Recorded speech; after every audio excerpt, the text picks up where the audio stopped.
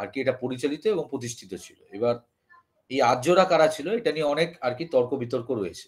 তো আপাতত আমরা পড়ে নিই। দেখো বৈদিক সিভিলাইজেশন এর সময়কালটা দেখো কি ছিল, 1500 থেকে 600, ভেরি ইম্পর্টেন্ট। বৈদিক সিভিলাইজেশনের টাইম পিরিয়ড অর্থাৎ বৈদিক আর কি যে সাম্রাজ্য ছিল বা বৈদিক সভ্যতা ছিল, সাম্রাজ্য নয় সভ্যতা ছিল, এর সময়কাল ছিল 1500 থেকে 600। এবং এই যে বৈদিক সভ্যতা এটাকে আমরা দুটো ভাগে ভাগ করতে পারি। দেখো এখানে লেখা রয়েছে, সবকিছুই করে দেওয়া হয়েছে। বৈদিক সভ্যতা এই যে 1500 থেকে যে 600 আর কি সময়কাল, এটাকে আমরা দুটো ভাগে ভাগ করতে পারি। একটা হচ্ছে আর্লি বৈদিক পিরিয়ড বা আর্লি বৈদিক সিভিলাইজেশন, যেটা 1500 থেকে 1000, এবং লেটার বৈদিক পিরিয়ড অর্থাৎ 1000 থেকে 600, পরবর্তী বৈদিক পিরিয়ড। অর্থাৎ এই যে বৈদিক পর্যায়ে যেটা রয়েছে বৈদিক আর কি সমাজ ব্যবস্থা বা সভ্যতা, এটাকে আমরা দুটো ভাগে ভাগ করতে পারি। পুরো যে 1500 থেকে 600 যে সময়কাল রয়েছে এটাকে দুটো ভাগে আমরা ভাগ করতে পারি। একটা হচ্ছে প্রাথমিক বৈদিক পর্যায় আর পরবর্তী বৈদিক পর্যায়। ঠিক আছে, প্রাথমিক বৈদিক পর্যায় 1500 বিসি থেকে 1000 বিসি, আর পরবর্তী বৈদিক পর্যায় 1000 থেকে 600 বিসি। এই হচ্ছে ব্যাপার। এবার এই যে বৈদিক যে পর্যায় এটা শুরু হয়েছিল কখন, যখন আর্যরা ধীরে ধীরে কি করতে লাগলো, তারা ভারতীয় উপমহাদেশে প্রবেশ করতে লাগলো। ঠিক আছে, when the Aryans did arrive to Indian subcontinent। এবার আর্য কারা ছিল এটা নিয়ে অনেক আর কি দ্বিমত রয়েছে। কিছু কিছু বিষয়ে আর কি বেশিরভাগ ঐতিহাসিকরা যেটা সহমত পোষণ করে সেটা হচ্ছে আর্যরা ছিল তারা ছিল দেওয়ার সেমি নর্মেডিক ইন নেচার, অর্ধ যাযাবর। নর্মেডিক কথাটার মানে হচ্ছে যাযাবর, আর সেমি মানে অর্ধ। অর্ধ যাযাবর মানে এদের নেচারটা কিরকম রয়েছে, এরা যেখানে যেখানে যেত, মানে এরা ধরো কোথাও যেত সেখানে গিয়ে তারা আধিপত্য বিস্তার করতো। এরা কিন্তু খুব এগ্রেসিভ নেচারের ছিল, খুব আগ্রাসী আর কি মনোভাবের ছিল। এরা যেখানেই যেত সেখানে গিয়ে কি করতো, সবার আগে সেখানকার যারা স্থানীয় মানুষ আছে তাদের উপর এরা কি করতো, কর্তৃত্ব স্থাপন করতো। স্থানীয় মানুষের উপর এরা কর্তৃত্ব স্থাপন করত। এবং তারপর এরা কি করত, স্থানীয় মানুষের উপর কর্তৃত্ব স্থাপন করার পর এরা সেখানে কিছুদিন থাকতো, সেখানে রুল করত, তারপর কিছুটা চাষাবাদ করতো, তারপর তারা আবার অন্য জায়গায় চলে যেত। অর্থাৎ যাযাবর কারা, যাযাবর মানে যারা কোথাও স্থায়ী হয় না, কিন্তু এরা ছিল অর্ধ যাযাবর।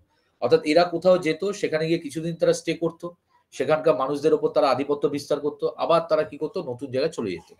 এই ছিল তাদের নেচার। ঠিক আছে, সেমি নর্মেডি। এবং মূলত যেহেতু এরা আর কি যাযাবর টাইপের ছিল এবং এরা এগ্রেসিভ ছিল, তার মানে এরা যুদ্ধেতে পারদর্শী ছিল। ঠিক আছে, আর্যদের যে মানে গঠনগত আকৃতি এটা বলা হয়, দেবার মানে 6 ফুটের ওপরে তারা লম্বা ছিল, দেবার ওয়েল বিল্ড, তারা মানে তাদের শরীর যথেষ্ট শক্তিশালী ছিল। এবং তারা কি করতো, তারা যেহেতু আর কি ঘোড়ার ব্যবহারটা তারা জানতো। ঠিক আছে, ঘোড়ার ব্যবহার, লোহার ব্যবহার কিন্তু তারা প্রথম থেকে জানতো না, এটা তোমাকে বুঝতে হবে। লোহার ব্যবহার এরা কিন্তু প্রাথমিক পর্যায়ে জানতো না, লোহার ব্যবহার এরা পরে শিখেছিল। কিন্তু প্রথম থেকে এরা ঘোড়ার ব্যবহারটা জানতো। তো ঘোড়ার ব্যবহারে এরা জানতো, ওয়েল বিল্ড, এবং যুদ্ধক্ষেত্রে এরা পারদর্শী ছিল। এবং এরা যেখানে যেত সেখানে কিন্তু সেখানকার যারা স্থানীয় বাসিন্দারা যারা ছিল তাদের উপর তারা কি করতো, আধিপত্য বিস্তার করতো। ঠিক আছে, এরা কিন্তু যথেষ্ট আগ্রাসী আর কি মেজাজের ছিল। তো এই আর্যরা বোঝা গেল, আর্যদের নেচারটা বোঝা গেল, কিন্তু আর্যরা কোথা থেকে এসেছে সেটা নিয়ে এখনো অনেক কন্ট্রোভার্সি আছে। ঠিক আছে, কেউ কেউ বলে আর্যরা ইউরোপ থেকে এসেছে, কেউ কেউ বলে না তারা আর্টিক রিজিয়ন যেটা রয়েছে সেখান থেকে এসেছে, কেউ কেউ বলে না তারা তারা তিব্বত থেকে এসেছে। এরকম টাইপের অনেক থিওরি আছে। তো এখানে দেখো কয়েকটা থিওরি তোমাদের ধরে নেওয়া হয়েছে, যেটা সবচেয়ে গ্রহণযোগ্য থিওরি, যেটা মনে করা হয় যে আর্যরা কোথা থেকে এসেছিল। They came from Central Asia, Caspian Sea, ভূমধ্যসাগর পেরিয়ে যে ক্যাসপিয়ান সি অঞ্চলটি রয়েছে সেই অঞ্চল থেকে, সেন্ট্রাল এশিয়া থেকে তারা এসেছিল। এবং এই সেন্ট্রাল এশিয়া থিওরিকে মূলত এটার প্রবক্তাকে ম্যাক্স মুলার, বিখ্যাত যে হিস্টোরিয়ান আছে ম্যাক্স মুলার, তার মতে যে আর্যরা কোথা থেকে এসেছিল, ক্যাসপিয়ান অঞ্চল থেকে এসেছিল এবং সেন্ট্রাল এশিয়া থেকে তারা এসেছিল। ঠিক আছে, এবং দেখো এখান থেকে তারা কি হয়, ওই রাশিয়ান স্টেপ রিজিয়ন থিওরিটাকে এটাকে সমর্থন করে, যে আলটিমেটলি তারা কি হয়েছিল, সেন্ট্রাল এশিয়া ওই যে অঞ্চলগুলো আছে ক্যাসপিয়ান রিজিয়ন যেটা আছে সেখান থেকে এসেছে। এবং কিছুদিন তারা বলা হয় মানে এই যে আসার আগে, মানে সেন্ট্রাল এশিয়া থেকে আসার আগে তারা কোথায় স্টে করেছিল, that is Persia. Persia, Persia মানে ইরান।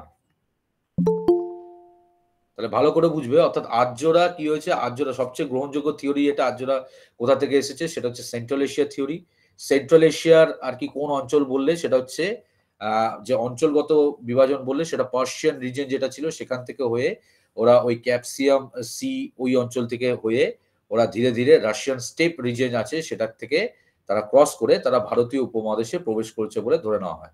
যেহেতু তাদের ওয়েল বিল্ড ছিল, মনে করা হয় যে রাশিয়ার যে স্টেপ রিজিয়ন আছে, অর্থাৎ সেখানে যে ঠান্ডার পরিবেশ আছে সেটাকে তারা সহ্য করে নিতে পেরেছিল। তার কারণ দে ওয়ার ওয়েল বিল্ড, তারা শক্তিশালী ছিল এবং 6 ফুটের উপরে হাইট ছিল। তো যত আরকি ওই ঠান্ডার কনকনে ঠান্ডা যেটা আছে সেটাকে তারা সহ্য করে রাশিয়ান স্টেপ অঞ্চল যেটা রয়েছে সেটাকে ক্রস করে হিন্দুকুশ পর্বতমালা ক্রস করে তারা খাইবার পাস হয়ে, খাইবার পাস মানে তোমার যেটা আফগানিস্তান আর পাকিস্তানের মধ্যে যোগসূত্র করে, সেটা হয়ে তারা ভারতীয় উপমহাদেশে এসে ভারতের মূল ভূখণ্ডে তারা প্রবেশ করেছিল। এই হচ্ছে আর্যদের আরকি আদি বাসস্থান, যেটা সবচেয়ে গ্রহণযোগ্য মতবাদ, সেটাকে আরকি হচ্ছে সেন্ট্রাল এশিয়া থিওরি। এছাড়া আরো দেখো অনেকে অনেক কিছু বলছে, যেমন বাল গঙ্গাধর তিলকজি, তিনি কি করেছেন, তার মতে আর্যরা আর্কটিক রিজিয়ন থেকে এসেছিল। আর্কটিক রিজিয়ন, এখানে ইউরোপটা করবে না, আর্কটিক রিজিয়ন, ঠিক আছে? আর্কটিক রিজিয়ন কোনটা তোমরা নিশ্চয়ই জানো। আর্কটিক রিজিয়ন কোনটা? এই যে আর্কটিক সার্কেল, ইকুয়েটর, এটা এটা হচ্ছে ট্রপিক অফ ক্যান্সার। এই যে এটা 66 ডিগ্রি অ্যান্ড নর্থ, যেটা এই যে এটা কি, এটা হচ্ছে তোমার আর্কটিক সার্কেল, এটা আর্কটিক রিজিয়ন বা আর্কটিক নর্থ পোল। তাহলে বাল গঙ্গাধর তিলক কি বলছে? বাল গঙ্গাধর তিলকজি বলছেন, তিনি বলছে আর্যরা যে আসে আর্কটিক রিজিয়ন, অর্থাৎ এই যে 66.5 ডিগ্রি নর্থ যে রিজিয়নটা আছে সেখান থেকে তারা এসেছিল। ঠিক আছে? তারা হচ্ছে মূলত আর্কটিক রিজিয়নের অংশ আরকি, তারা সেখান থেকে এসেছিল। আর ইউরোপ থেকে এসেছিল কে বলছে? ইউরোপ থেকে সরাসরি বলছে আর্যরা ইউরোপিয়ান ছিল। কে বলছে? That is William Jones. William Jones. ঠিক আছে? উইলিয়াম জোনস বলছে আর্যরা কি ছিল? ইউরোপিয়ান ছিল। তারা সরাসরি ইউরোপ থেকে এসেছে। ঠিক আছে? এরকম। দয়ানন্দ সরস্বতী বিখ্যাত, যার নাম আসল নাম ছিল মূলা শঙ্কর। নিশ্চয়ই জানো। সবাই শুনতে পাচ্ছ তো কথা? হ্যাঁ স্যার। মূলা শঙ্কর, দয়ানন্দ সরস্বতী আসল নাম ছিল মূলা শঙ্কর। তার মতে আর্যরা আবার কোথা থেকে এসেছে? তিব্বত থেকে এসেছে। ঠিক আছে? তিব্বত থেকে এসেছে। তো এইগুলো বলার ভিত্তি কি? তুমি বলতেই পারো স্যার এগুলো বলার ভিত্তি কি? এইগুলো বিভিন্ন যে হিস্টোরিয়ান আছে, যা বিভিন্ন বা আমাদের যারা মনীষী আছে, তারা তাদের নিজেদের মতো করে এনালাইজ করে এটাকে তারা বলেছে। যে হয়তো আর্যরা কোথা থেকে এসেছে? আর্যরা তিব্বত থেকে এসেছে। দয়ানন্দ সরস্বতী তার যে এক্সপ্লেনেশন, তার তথ্য তার কাছে আছে ডেফিনিটলি। আমাদের কাছে এখানে মতবাদগুলো ইম্পোর্টেন্ট। কে কি বলেছে? ঠিক আছে? তো এই তথ্যগুলো তোমাকে মাথায় রাখতে হবে। আবার ধরো এই যে একটু আগে কি বললাম? একটু আগে বললাম আর্যরা ছিল যথেষ্ট এগ্রেসিভ। তারা কি করত? তারা অন্য যে জনজাতি ছিল তাদেরকে, তাদের উপর আরকি প্রভাব বিস্তার করতে তারা পছন্দ করত। অর্থাৎ তারা যে মানে পৃথিবীর শ্রেষ্ঠ জনজাতি, এটা প্রমাণ করার কিন্তু একটা তাগিদ তাদের মধ্যে ছিল। আর্য কথাটার অর্থই হচ্ছে কি? উচ্চ বংশজাত। উচ্চ বংশজাত আর্য, আরিয়ানস। ঠিক আছে? তো তারা যেন এটা প্রমাণ করার জন্য উঠে পড়ে লেগেছিল। তারা যেখানে যেত তাদের ওখানকার মানুষদের উপর তারা কি করত? আধিপত্য বিস্তার করে নিজেদেরকে সর্বোচ্চ স্তরে বা তারা যে সবচেয়ে শ্রেষ্ঠ জনজাতি সেটা প্রমাণ করার চেষ্টা করত। তো এই যে তাদের যে নেচারটা ছিল আর্যদের, সেটাকে এনালাইজ করে জার্মানির যারা ন্যাৎসি কমিউনিটি, হিটলারের যে ন্যাৎসি কমিউনিটি, তোমরা জানো জার্মানি হচ্ছে কি? জার্মানি যে ২য় বিশ্বযুদ্ধ হয়েছিল তার প্রধান কারণই ছিল জার্মানি নিজেকে বিশ্ব, মানে জার্মানির মানুষরা নিজেদেরকে এখনো তারা মনে করে যে পৃথিবীর শ্রেষ্ঠ জনজাতি তারা। They are the best races in the world, তারা মনে করে। এবং এই যে ২য় বিশ্বযুদ্ধ যে হয়েছিল তার অন্যতম কারণ কিন্তু এটা ছিল হিটলারের নেতৃত্বে। হিটলার সারা বিশ্বকে দেখাতে চেয়েছিল যে তারা শ্রেষ্ঠ এবং বাকি সবাই হচ্ছে তাদের কাছে আরকি নগণ্য। তো এই যে নেচারটা, এটা কিন্তু এই জার্মানি আরকি ন্যাৎসি কমিউনিটির মানুষদের মধ্যে অনেকটাই দেখা যায়। তো এই জার্মানি ন্যাৎসি কমিউনিটির মানুষরা এর জন্য মনে করে যে আর্যরা হচ্ছে জার্মান। মানে আর্যরা মানে জার্মানদের বংশধর হচ্ছে আর্য। কারণ আর্যদের মধ্যে এই নেচারটা ছিল যে আমরা বিশ্বের মানে সবসময় একটা লড়াকু মনোভাব এদের মধ্যে ছিল। তো কোথাও কোথাও না কোথাও যেন জার্মানির আরকি যারা ন্যাৎসি কমিউনিটির মানুষ, তারা যেন মনে করে যে আর্যরা যেন তাদেরই কি হচ্ছে পূর্বপুরুষ। ঠিক আছে? তো এইগুলো পুরোপুরি একেকটা বিভিন্ন তথ্য এবং তার উপর এনালাইস এর উপর এগুলো তৈরি করা হয়েছে। ঠিক আছে? যেমন হাঙ্গেরিয়ান থিওরি, অস্ট্রিয় হাঙ্গেরিয়ান থিওরি। এগুলো লিখে নিতে পারো, যেগুলো এক্সট্রা লেখা আছে লিখে নিও। অস্ট্রো হাঙ্গারিয়ান মানে আর্যরা কারা ছিল? অস্ট্রিয় হাঙ্গারিয়ান। একটা সময় অস্ট্রিয়া বলে একটি, অস্ট্রিয়া এবং হাঙ্গারিয়া বলে মানে একক একটা দেশ ছিল। তো আর্যরা ছিল অস্ট্রো হাঙ্গারিয়ান। কে বলছে? এটা বলছে professor McDonald. Professor McDonald. Professor McDonald নামে একজন আরকি ঐতিহাসিক, তার দাবি যে আর্যরা তাদের বংশগত পরিচয় কি? তারা মূলত হচ্ছে অস্ট্রিয়ান এবং হাঙ্গারিয়ান আরকি বংশোদ্জাত। ঠিক আছে? তো বিভিন্ন তত্ত্ব দেখো, অনেকগুলো তত্ত্ব আমরা পড়ে ফেললাম। আর্যদের, তার মধ্যে সবচেয়ে গুরুত্বপূর্ণ বা সবচেয়ে গ্রহণযোগ্য কোথায়? Central Asia theory. এরা সেন্ট্রাল এশিয়া থেকে এসেছিল, মূলত ইরান থেকে, এবং যার প্রোপাউন্ডার বা প্রবক্তাকে Max Muller, Muller. Bal Gangadhar Tilak Arctic region, ঠিক আছে, William Jones Europe, Dayanand Saraswati Tibet, অস্ট্রিয় হাঙ্গীয় থিওরি প্রফেসর ম্যাকডোনাল্ড, ঠিক আছে, ক্লিয়ার? হ্যাঁ স্যার। দেখো এরপর আরেকটা থিওরি আছে, সেটাকে বলা হয় সপ্ত সিন্ধু থিওরি। সপ্ত সিন্ধু থিওরি, এটা কে করছে? এটা বলছে ডক্টর সম্পূর্ণানন্দ। অবিনাশ চৌধুরী দাস। হ্যাঁ, সম্পূর্ণানন্দ, তাই তো?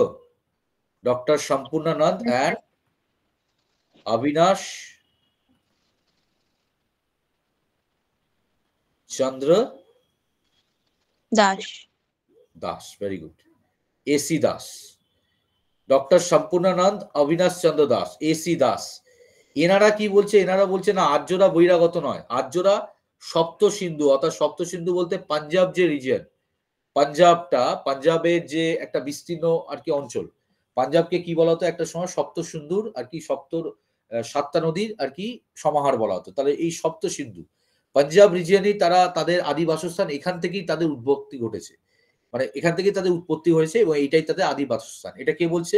এটা দুজন ভারতীয় আর কি গবেষণাগার, একজন হচ্ছে তোমার ডক্টর সম্পূর্ণানন্দ এবং অবিনাশ চন্দ্র দাস, তারা এটা দাবি করছে। তাহলে এর ভিত্তি কি এটা তারাই জানে, ঠিক আছে, তাদের যে ক্যালকুলেশন আছে সেই অনুসারে তারা বলছে। That is none of our business right now, ঠিক আছে? যদি কখনো চাকরি পেয়ে যাও তাহলে ডক্টর সম্পূর্ণানন্দ নিয়ে, অবিনাশ চন্দ্র দাসের তার থিওরি নিয়ে পর্যালোচনা করো, কিচ্ছু যায় আসে না। বাট আপাতত তোমাদের মাথায় রাখতে হবে সপ্ত সিন্ধু থিওরি, এটা কে বলেছে, এইসব থিওরি গুলোর প্রোপাউন্ডার কে, এবং এই যে আরিয়ান্স তাদের আর কি যে তারা কোথা থেকে এসেছে সেটা নিয়ে যে অনেক তর্ক বিতর্ক চলে, সেই তর্ক বিতর্কের প্রবক্তাকে বা তত্ত্বগুলোর প্রবক্তাকে, সেগুলো তোমাদের মাথায় রাখতে হবে। এবার এইটা এক প্রকার সত্য, এটা বেশিরভাগ আর কি ঐতিহাসিকরা এটা মেনে নিয়েছে যে কি তারা ওই সেন্ট্রাল এশিয়া থেকে এসেছিল।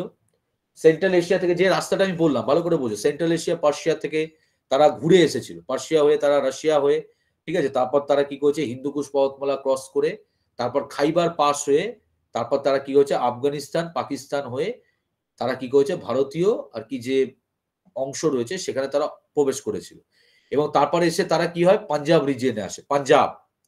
এবার এই যে আমি তোমাদের বললাম যে ওরা আফগানিস্তান পাকিস্তান হয়ে এসেছে, এই প্রত্যেকটা জায়গায় তারা যে বসতি স্থাপন করেছিল কিছুদিনের জন্য, তার কিন্তু নিদর্শন পাওয়া গেছে। যেমন পাকিস্তানের একটি বিখ্যাত নদী হচ্ছে দেবকি রিভার, আমরা পড়বো পরে, দেবকি রিভার বলে একটি জায়গা রয়েছে পাকিস্তানে, সেখানে কিন্তু আর্যরা যে কিছুদিন তারা বসতি স্থাপন করেছে তার কিন্তু নিদর্শন আমরা পেয়েছি। আফগানিস্তানের বিভিন্ন অংশ দিয়ে তারা যখন এসেছিল, সেখানে কিন্তু তাদের জীবনের যে কাহিনী বা তাদের যে স্ট্রাগল ছিল তার নিদর্শন কিন্তু সেখানে রয়েছে। এবার তারা কি করলো? এবার যখন তারা আফগানিস্তান হয়ে পাকিস্তান হয়ে তারা যখন পাঞ্জাব রিজিয়নে আসলো, যেটা সপ্ত নদীর দেশ বলা হতো, ঠিক আছে, সপ্ত নদীর রাজ্য বলা হতো পাঞ্জাব, পাঞ্জাব রিজিয়নে এসে তারা তো মানে তারা এত সুন্দর এত উর্বর জমি তারা কোথাও পায়নি, কারণ সাতটা নদীর আর কি একটা সমাহার যেখানে যে অঞ্চলে রয়েছে, সেটা তো সবচেয়ে ফার্টাইল রিজিয়ন হবে, সবচেয়ে উর্বর আর কি জমি হবে। তাহলে এই অঞ্চলে এসে এবার ওরা কি করতে লাগলো? সেটেল ডাউন হতে লাগলো। অর্থাৎ আর্যরা তারা যেখান থেকে আসুক না কেন, অনেক তত্ত্ব রয়েছে, তারা ভারতীয় উপমহাদেশে এসে সবার প্রথমে তারা ফাইনালি সেটেল ডাউন হয়। তারা এদিক ওদিকে অনেক জায়গায় কিছুদিনের জন্য সেটেল ডাউন হয়েছিল, কিন্তু তারা আলটিমেটলি এসে সেটেল ডাউন কোথাও হয়, দ্যাট ইজ পাঞ্জাব।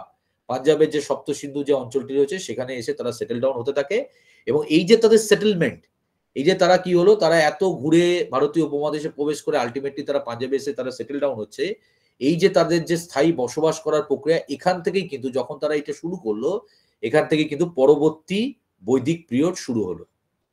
ভালো করে বুঝো। তাহলে এই যে একটু আগে তোমাদের আমি পড়ালাম যে বৈদিক পিরিয়ডের দুটো ভাগ, বৈদিক সিভিলাইজেশন দুটো ভাগ, আর্লি বৈদিক পিরিয়ড, লেটার বৈদিক পিরিয়ড। এটা কিসের উপর ভিত্তি করে হচ্ছে? এটা হচ্ছে on the basis of settlement. Settlement মানে পার্মানেন্টলি বাসস্থানের উপর নির্ভর করে, ঠিক আছে। প্রাথমিকভাবে এই যে ফেজটা ছিল 1500 থেকে 1000 বিসি, এই সময়টা তারা কি করছে? মাইগ্রেশন করছে। তারা কি করছে? ধীরে ধীরে, মানে এরকম তো নয় যে 5 জন এসেছে 5 জন একসাথে চলে আসলো, না এরকম নয়। তারা সেন্ট্রাল এশিয়ার বিভিন্ন অঞ্চল থেকে তারা ঘুরে ঘুরে এরকম মানে দলে দলে দলে দলে এরকম করে তারা আসতে শুরু করে। ধীরে ধীরে অনেকজন করে আসছে, এরকম ভাবে তারা আসতে শুরু করে। তাহলে তারা ভারতীয় উপমহাদেশে প্রবেশ করতে শুরু করে এই সময়। এবং এই যে সময়টা ছিল এটা ছিল তাদের মাইগ্রেশন পিরিয়ড। তারা কি করছিল? তারা ধীরে ধীরে ধীরে ধীরে আসছিল। এরপর তারা কি হলো? পাঞ্জাব রিজনে এসে পৌঁছালো। পাঞ্জাব রিজনে এসে এত সুন্দর একটা উর্বর জমি পেয়ে তারা সেখানে কি করলো? তারা সেখানে পার্মানেন্টলি কি করতে লাগলো? স্থায়ী বসবাস করতে শুরু করলো। এবং on the basis of settlement এখান থেকেই শুরু হলো কি? Later Vedic period. এবং এই যে ১০০০ বিসি এটা যে পড়ছি এই সময় কিন্তু মানুষ লোহার ব্যবহার শিখেছিল। লোহার ব্যবহার। ভারতে ১ম লোহার ব্যবহার ভারতীয় উপমহাদেশে আর কি পাওয়া গেছিল এর নিদর্শন সেটা হচ্ছে ১০০০ বিসি। অর্থাৎ এরা এখন ধীরে ধীরে সেটেল ডাউন করলো। এরা লোহার ব্যবহারও শিখে গেছে। এবার এরা কি করতে লাগলো? চাষাবাদ যেটা রয়েছে, এগ্রিকালচার যেটা রয়েছে এটাকে এরা প্রধান পেশা হিসাবে গ্রহণ করলো। এর আগে এরা যখন মাইগ্রেশন পিরিয়ডে ছিল মানে আর্লি ভেদিক সিভিলাইজেশন এ তখন এদের আর কি পেশা কি ছিল? That is pastoral. প্যাস্টোরাল মানে পশুচারণ এবং পশুপালন। এরা কি করতো? অর্ধ যাযাবর ছিল। তাহলে এরা পশুচারণ এবং পশুপালন এটাই ছিল তাদের প্রধান পেশা আর্লি ভেদিক পিরিয়ডে। লেটার ভেদিক পিরিয়ডে এরা সেটেল ডাউন হলো। এরা লোহার ব্যবহার শিখে গেছে। তাহলে এবার চাষাবাদ এরা করতে শুরু করলো। তাহলে লেটার ভেদিক পিরিয়ডে এদের প্রধান প্রফেশন বা অকুপেশন কি হয়ে গেল? That is agriculture. এইভাবে কিন্তু আমরা আর্লি ভেদিক পিরিয়ড এবং লেটার ভেদিক পিরিয়ডকে আমরা আলাদা করে থাকি। বোঝা গেল কি বললাম? বলো। হ্যাঁ স্যার। Very good.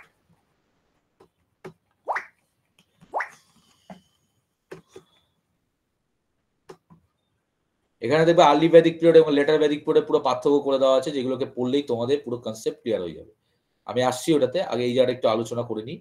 তাহলে এটা তো বোঝাই গেল যে আর্যরা সবার প্রথমে এসে কোথায় ফাইনালি তারা সেটেল ডাউন হলো? সপ্ত সিন্ধুর তীরে এবং পাঞ্জাব। হ্যাঁ, তারা সেটেল ডাউন হলো। দেখো লেখা রয়েছে। এই দেখো। আর্যরা যখন এসেছিল তখন মূলত এদের নেচারটা কি ছিল? এরা ইন্দো ইউরোপিয়ান মানে এদের মধ্যে কিছুটা ভারতীয় উপমহাদেশের কিছুটা ছোঁয়া ছিল আবার ইউরোপিয়ান টাইপের। মানে এরা যে ল্যাঙ্গুয়েজটাও বলতো সেটা ছিল ইউরোপিয়ান এবং ভারতীয় উপমহাদেশের সংমিশ্রণে।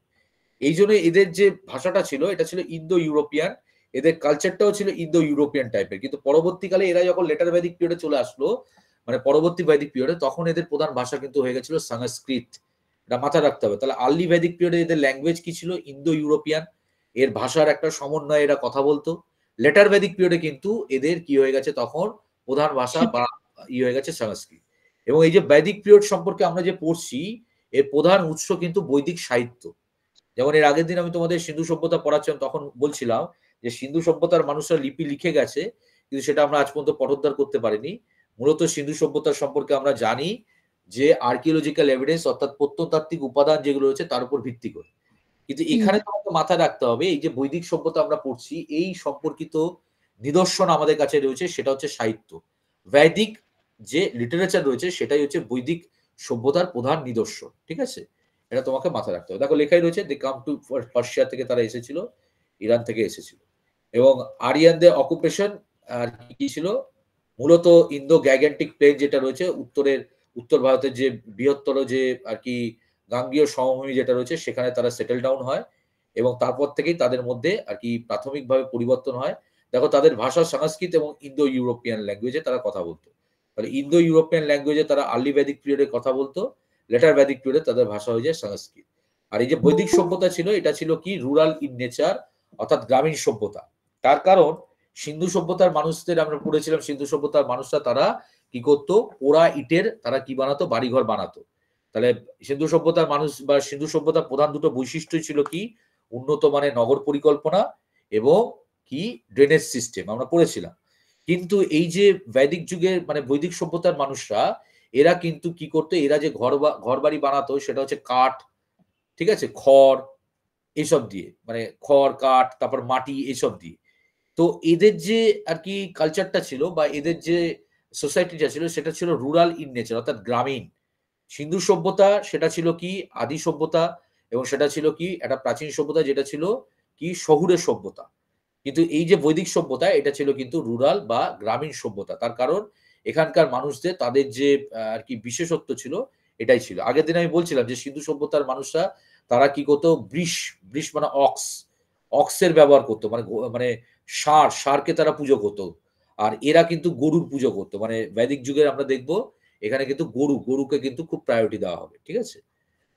এই হচ্ছে ব্যাপার। দেখো এখানে বলা রয়েছে যে আরিয়ানসরা তারা কোথা থেকে এসেছিল, they enter through the Khyber pass, যেটা আমি বললাম, খাইবার পাস দিয়ে তারা আর কি এন্টার করলো এবং হিন্দুকুশ মাউন্টেন রেঞ্জ ক্রস করে তারা এদিকে চলে আসলো। এবং এই যে আর্য এই শব্দটার উল্লেখ কিন্তু আমরা অনেক পার্সিয়ান টেক্সট, ঠিক আছে, পার্সিয়ান অর্থাৎ পার্সিয়ান পারস্য দেশ বা যেটা ইরান, এখন ইরানের বহু এরকম টেক্সট যেটা রয়েছে, সাহিত্য রয়েছে, সেখানে কিন্তু আর্য শব্দটার উল্লেখ আমরা পাই।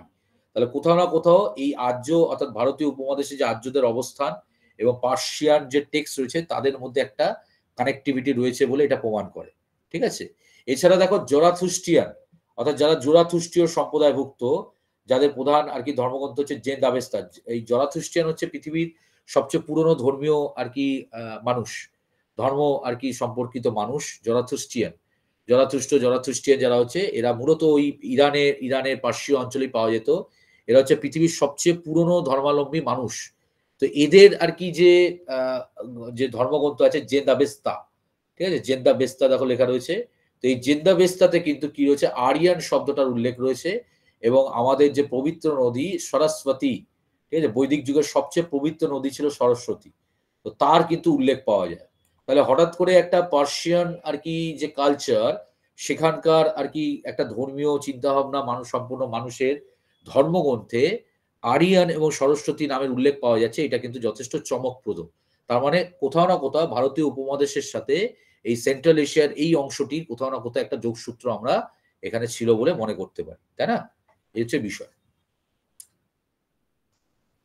এরপর দেখো আরিয়ানদের আইডেন্টিটি। আরিয়ানটা কি ছিল? আরিয়ান কথাটার মানে আমি আগেই বললাম, হায়ার ক্লাসেস বা হেরিডিটারি বা নোবেল, ঠিক আছে, উচ্চ বংশজাত। আর্য কথাটার মানেই হচ্ছে উচ্চ বংশজাত।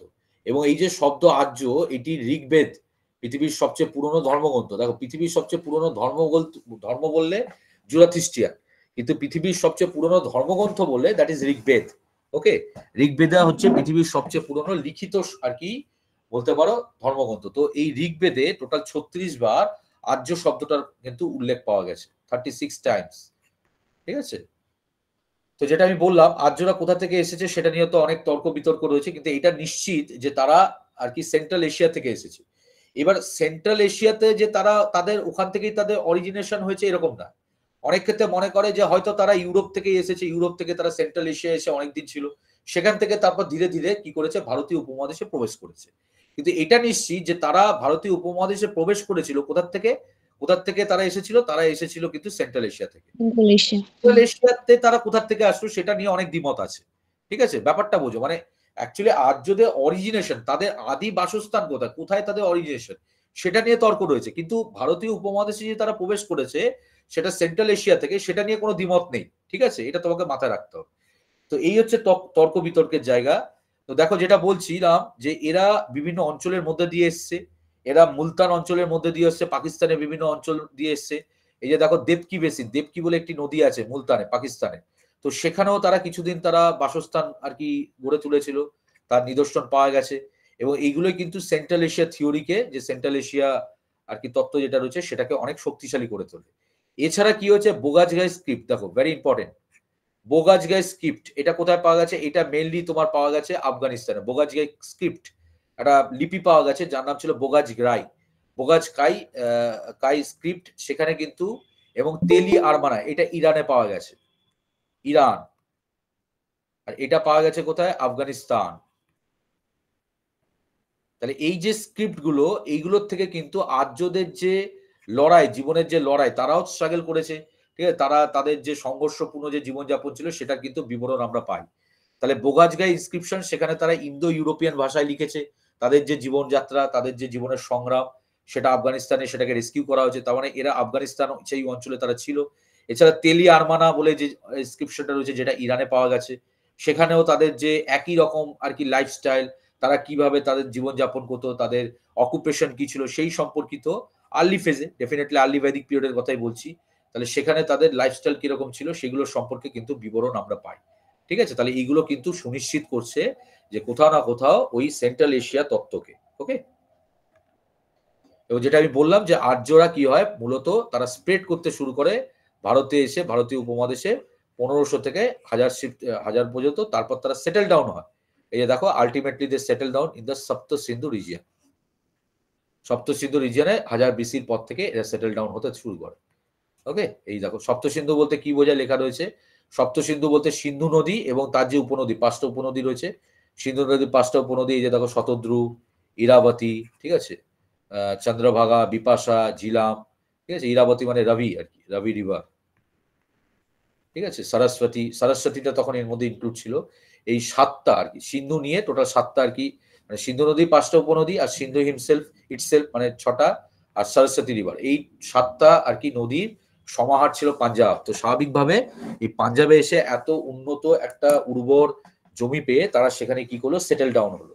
এই জন্য উত্তর আর কি ভারতের সেই পাঞ্জাবের যে রিজিয়নটা ছিল এটাকে বলা হয় আর্যবর্ত বা ব্রহ্মদত্তা, ভেরি ইম্পর্টেন্ট। আর্যবত বলা হতো। তাহলে আর্যবত কোনটাকে বলা হতো, এই যে পাঞ্জাবের যে সপ্ত সিন্ধু অঞ্চলটি ছিল যেখানে এসে আর্যরা প্রাথমিকভাবে তারা স্থায়ী বাসস্থান শুরু করেছিল। এই জন্য এই উত্তর ভারতের এই অঞ্চলটিকে যেখানে আর্যরা আর কি বাসস্থান স্থাপন করেছিল এটাকে আর্যবত বা ব্রহ্মদত্তা বলা হতো। ঠিক আছে, এই হচ্ছে ব্যাপার। এবং বিভিন্ন জায়গায় কি পাওয়া যায়, বিভিন্ন জায়গায় লেখা পাওয়া যায় যে আর্যরা এখানকার মানে যারা ইন্দাস ভ্যালি সিভিলাইজেশনের যারা মানুষরা ছিল তারা এখানে তখনও তারা অবস্থান করতো, তারা ছিল, এমন তো নয় সবাই শেষ হয়ে গেছিল। তাহলে আর্যরা যখন আসলো, সিন্ধু সভ্যতার মানুষ যারা অবশিষ্ট ছিল তাদের উপর তারা কি করলো, তাদের উপর তারা নিয়ন্ত্রণ করা শুরু করলো, তাদেরকে তারা কি করলো, সাবজুগেটেড করলো। সাবজুগেটেড মানে হচ্ছে তাদেরকে আর কি আন্ডারে নিয়ে নিল। দেখো, Aryans came here and subjugated the local tribe. এখানকার সিন্ধু সভ্যতার যারা প্রাচীন আর কি মানুষরা ছিলেন তাদেরকে তারা কি করলো, তাদেরকে তারা আন্ডার কন্ট্রোল নিয়ে নিল, তাদেরকে তারা নিয়ন্ত্রণে নিয়ে নিল। এবং এদেরকে কিন্তু এরা কি বলতো, মানে এই সিন্ধু সভ্যতা যে আর কি যে মানুষরা ছিল তাদেরকে এরা বলতো দাসা। তাহলে মনে করা হয় যে এখান থেকে হয়তো দাস বা স্লেভ কথাটার উল্লেখ হয়েছে। স্লেভ মানে সিন্ধু মানে এই কথাটার উল্লেখ অনেক জায়গায় পাওয়া গেছে, দাসা বা দায়ুস। ঠিক আছে, দাসা বা দায়ুস, ঠিক আছে, দায়ুস মানে দস্যু, এরকম মনে করা হয়। মানে এরা কি বলতো, এরা এদেরকে দস্যু বলতো, মানে হয় দাসা বলতো না দাস বলতো, দুটোরই উল্লেখ পাওয়া গেছে। মানে এখানকার যারা আদি আর কি স্থানীয় যারা বাসিন্দা ছিল সিন্ধু সভ্যতায়, তারা কি হলো, আর্যরা তাদেরকে আর কি তাদেরকে নিয়ন্ত্রণে নিল, তাদের উপর আধিপত্য বিস্তার করলো।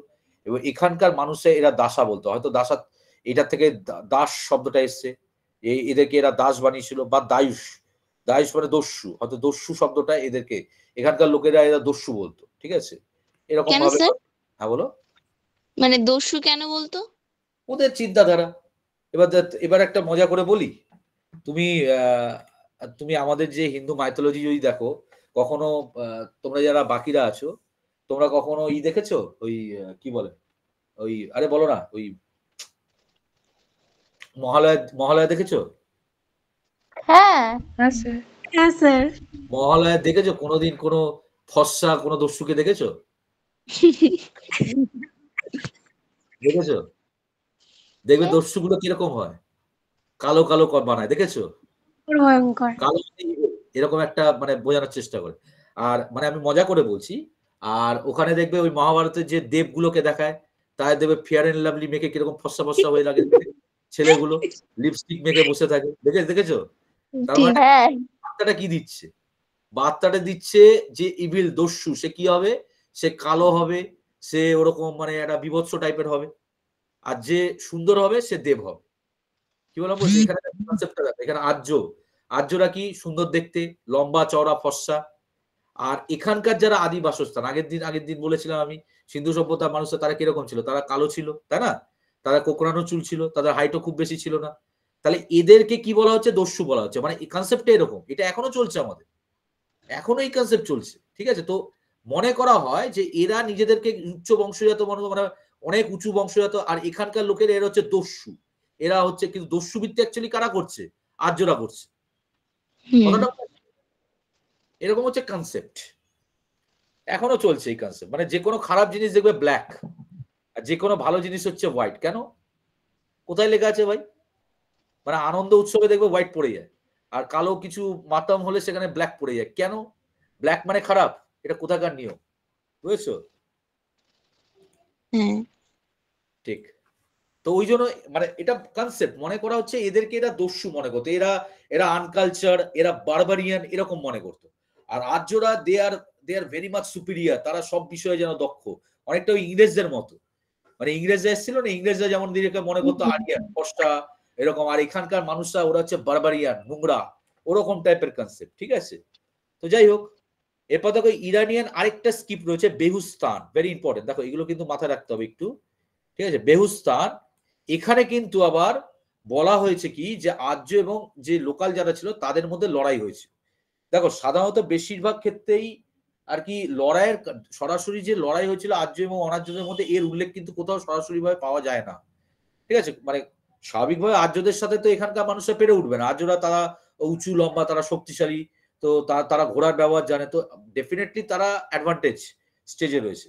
তো বেশিরভাগ জায়গায় কিন্তু কি হয়েছে, আর্য এবং অনার্যদের যে লড়াই সেটাকে কিন্তু বলা হয়নি, কিন্তু বেহুস্তান বলে একটি স্ক্রিপ্ট রয়েছে, ইরানিয়ান স্ক্রিপ্ট, সেখানে কিন্তু দাবি করা হয়েছে যে লড়াই হয়েছিল কাদের মধ্যে, আর্য এবং অনার্যদের। এবং যেখানে আর্যদের কি বলা হয়েছে, জারাস বলা হয়েছে, জারাস। ঠিক আছে, এবং ওই লোকাল রাজাকে কি বলা হচ্ছে, দায়ুস বলা হচ্ছে। দায়ুস মানে যে বললাম দস্যু বলা হচ্ছে। মানে এইটা একটা জায়গায় রেফারেন্স পাওয়া যায় যে আর্য এবং অনার্যদের মধ্যে লড়াই হয়েছিল, এবং সেই লড়াই কি হয়েছিল, আর্যরা একদম ভিক্টোরিয়াস হয়েছিল, এখানকার যারা জনজাতির মানুষরা ছিল তারা পরাজিত, এবং বেশিরভাগই তারা কি হয়েছিল, তাদেরকে দাস বানিয়ে নেওয়া হয়েছিল। সেটা কি, সেটা হচ্ছে বেহুস্তান। আর বাকি কিন্তু কোথাও কিন্তু এটা দাবি করা হয়নি যে সরাসরি সংঘর্ষে তারা লিপ্ত হয়েছিল। ঠিক আছে, তাহলে স্বাভাবিকভাবে এখানকার যারা আদি বাসিন্দারা ছিল, এই সিন্ধু সভ্যতার মানুষরা, তারা আর্যদের দ্বারা কি হতে লাগলো, তারা নিপীড়িত হতে লাগলো, আর্যদের দ্বারা তারা পরিচালিত হতে লাগলো। যারা আর কি মেনে নিল তারা আর্যবত্তে রয়ে গেল, আর যারা দেখলো না ভাই এইভাবে তো কারোর অধীনে থাকতে পারবো না, তারা ধীরে ধীরে কি করলো, ওই মাইগ্রেটেড হতে লাগলো, তারা নর্থ ইন্ডিয়া থেকে সাউথ ইন্ডিয়ার দিকে চলে যেতে লাগলো। এই যে দ্রাবিডিয়ান কমিউনিটির মানুষরা, যেটা আগের দিনও আমি বলেছিলাম যে এখনো যদি তুমি সাউথ ইন্ডিয়ায় যাও বা তুমি শ্রীলঙ্কা যাও, সেই যে সিন্ধু সভ্যতায় যে দ্রাবিড়ীয় সভ্যতার মানুষ তুমি দেখতে পাবে। তাহলে এদের কিন্তু নর্থ ইন্ডিয়া বা মিডিল পার্ট অফ ইন্ডিয়াতে যেসব তোমার আর কি দ্রাবিড়ীয় কমিউনিটির মানুষরা যারা ছিল, পরবর্তীকালে আর্যদের আর কি দাপটের ফলে তারা ধীরে ধীরে কি করতে লাগলো, তারা north India middle part of India ছেড়ে দিয়ে তারা সাউথ ইন্ডিয়ার দিকে ধীরে ধীরে তারা অগ্রসর হতে লাগলো। ঠিক আছে, তাহলে এরাই ছিল এই দ্রাবিডিয়ান কমিউনিটির মানুষজন।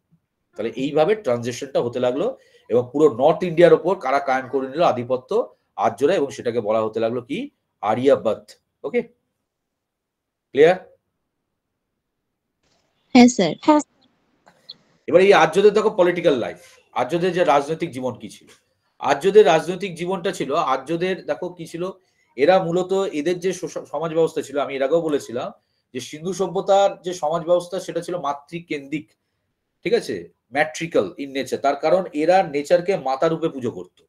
আর এই আর্যরা বা বৈদিক যুগটা এটা ছিল পিতৃতান্ত্রিক, প্যাট্রিক্যাল ইন নেচার, তার কারণ এখানে সবকিছু পুরুষতান্ত্রিক শাসন ব্যবস্থা ছিল, সবকিছুকে পুরুষকে অগ্রাধিকার দেওয়া হতো, পরিবারের প্রধান কে হবে, পুরুষ।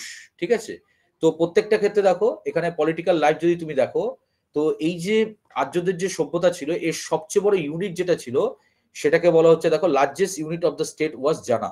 ভালো করে বোঝো, এখান থেকে কিন্তু পরবর্তীকালে জানাপদা হবে।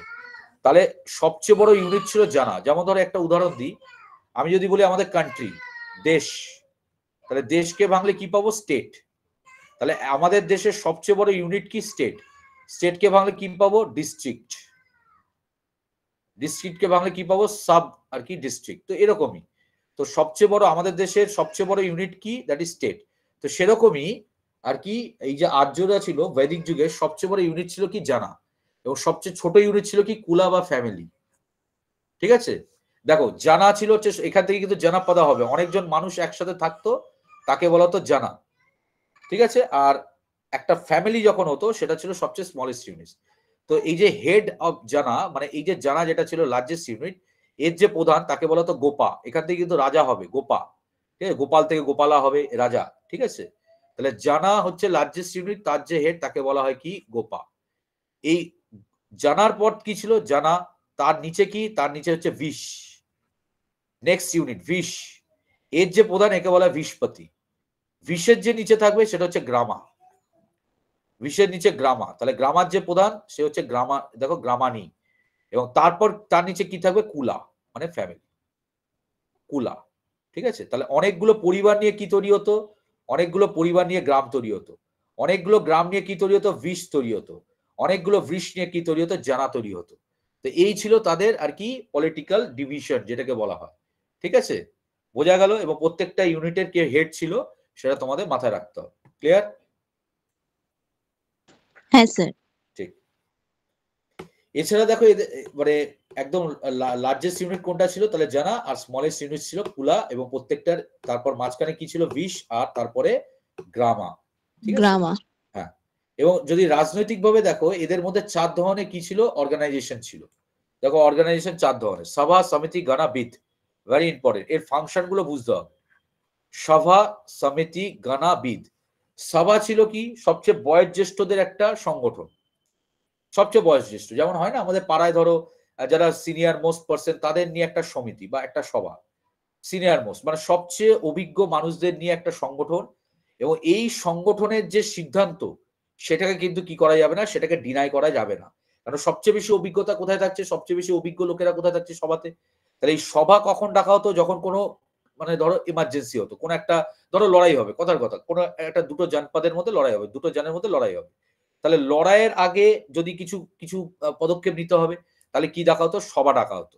সভাতে কি হতো, সেই জনপদ বা সেই জনের সেই অঞ্চলের যত অভিজ্ঞ ব্যক্তিরা আছে তারা সেখানে সম্মিলিত হতো, এবং তারা যে সিদ্ধান্তটা গ্রহণ করতো সেটাকে কিন্তু কি করা যেত না, কখনো ফেলে দেওয়া যেত না। It can not be denied, দেখো লেখা রয়েছে।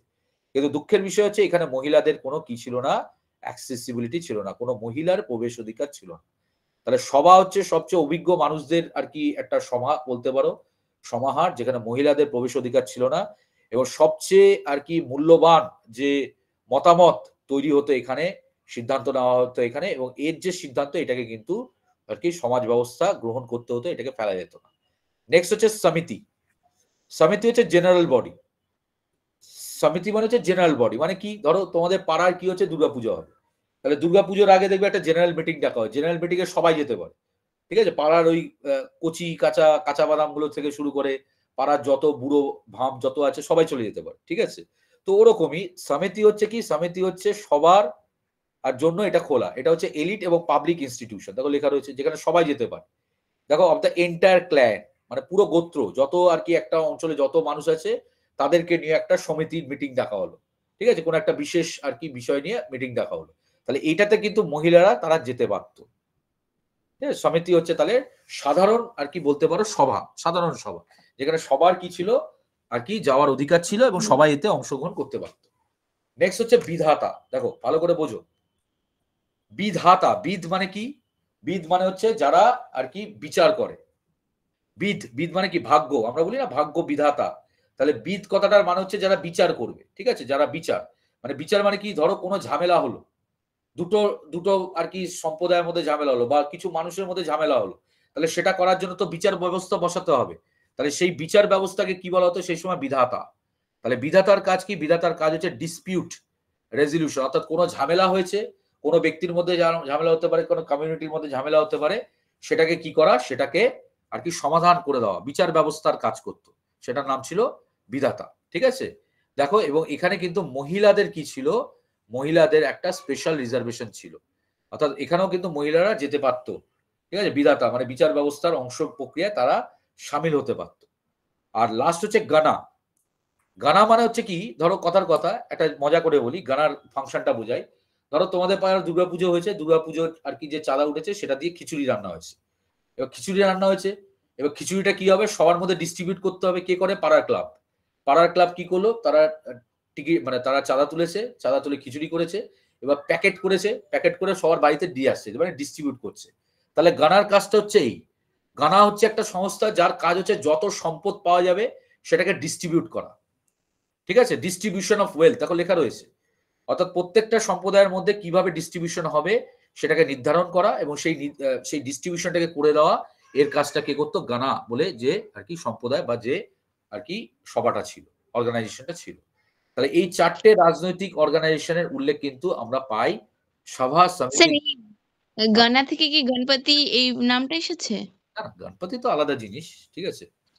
আচ্ছা, হ্যাঁ, ওইটা আলাদা জিনিস, কিন্তু এখানে গানা মানে হচ্ছে যে কি করবে আর কি, ডিস্ট্রিবিউশন করবে। যা কেন তখনকার দিনে কি হতো, তখনকার দিনে কথার কথা ধরো, ধরো একটা খাবার পাওয়া গেছে, কথার কথা বলছি, একটা খাবার ধরো কোনো জায়গায় কিছু একটা, বা ধরো কিছু সম্পদ উত্তোলিত হয়েছে, কোথাও খুঁজে পাওয়া যায়, যারা সম্পদের আর কি জায়গা পাওয়া যায়, তাহলে সেই সম্পদটাকে সবার মধ্যে ডিস্ট্রিবিউশন করবে। গভর্নমেন্ট তো ছিল না তখন, তো গভর্নমেন্ট ছিল না তখন, এই টাইপের অর্গানাইজেশনের মাধ্যমে কি করা হতো, কাজ করা হতো।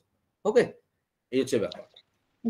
এবং সবচেয়ে বেশি গুরুত্ব কারা পেত, প্রিস্ট। এটা আমি আগেই বলেছিলাম, priest not only perform the religious rituals but they also participated in politics. তাহলে সবচেয়ে সমাজে সম্মানীয়, যেটা আমরা সিন্ধু সভ্যতাও দেখেছিলাম, যে সবচেয়ে সম্মানীয় আর কি যে সম্প্রদায় ছিল সেটা ছিল কারা, সেটা ছিল পুরোহিত সম্প্রদায়। এখানেও কিন্তু এরা এই একই সম্মানের অধিকারী ছিল, এবং তারা শুধু ধর্মীয় যে রীতি রেওয়াজ আছে সেটা তারা পালন করতো না, তার সাথে সাথে তারা রাজনীতিতে অংশগ্রহণ করতো। ঠিক আছে, এইবার এখান থেকেই সমস্যাটা তৈরি হয়। দেখো, প্রিস্ট সম্প্রদায় যারা ছিল, পুরোহিত সম্প্রদায়, তারা একদম ক্ষমতার অলিন্দে চলে যায়, মানে ক্ষমতার শীর্ষে চলে যায়। এবার কি হয়, কোনো ব্যক্তি বা কোনো ব্যক্তিবর্গ তারা যদি ক্ষমতার শীর্ষে চলে যায়, তখন তারা কি করতে থাকে, তারা সবকিছুতে হস্তক্ষেপ করতে থাকে। দেখো, প্রিস্টের কাজ কি, পুরো পুজো অর্চনা করা, রাজনীতি করা তো নয়। রাজনীতি বা এই মানে শাসন প্রক্রিয়া পরিচালনা করা, এটা কাদের কাজ, ক্ষত্রিয়, ক্ষত্রিয় যারা ছিল। ঠিক আছে, মাথায় রাখবে, এই যে বৈদিক যুগ যেটা আমি পড়াচ্ছি, বৈদিক যুগের যে আর্লি বৈদিক যুগ যখন ছিল, অর্থাৎ আর্যরা যখন প্রাথমিক পর্যায়ে ছিল, তাদের মধ্যে কিন্তু কি ছিল, কাস্টিজম ছিল, বর্ণপ্রথা ছিল, কিন্তু সেটা ছিল কর্মভিত্তিক। কর্মভিত্তিক মানে যখন আর্লি ফেজে ওরা ছিল, আর্লি ফেজে ওরা যা কাজ করতো সেই অনুযায়ী তাদের কি হতো, কাস্টিজম হতো। অর্থাৎ যে পুজো অর্চনা করবে সে পুরোহিত। ধরো আমার কোনো কাজ নেই, আমি পুজো অর্চনা করতে শুরু করলাম, তাহলে আমি পুরোহিত হয়ে গেলাম। আমি ধরো ঠিক করলাম, না এবার আমি কি করব, আমি যুদ্ধে যাব, আমি লড়াইয়ে অংশগ্রহণ করবো, তাহলে আমি কি হলাম, ক্ষত্রিয় হয়ে গেলাম। ঠিক আছে, এবং যে ধরো কৃষিকাজ করতো, পশুচারণ করতো, সে ছিল কি, বৈশ্য। তাহলে আর্লি বৈদিক পিরিয়ডে কি ছিল, আর্লি বৈদিক পিরিয়ডে এদের মধ্যে কাস্টিজম ছিল, কিন্তু সেটা কি ছিল না, প্রকট ছিল না, এক্সট্রিম ছিল না, এবং সেটা ছিল কর্মভিত্তিক।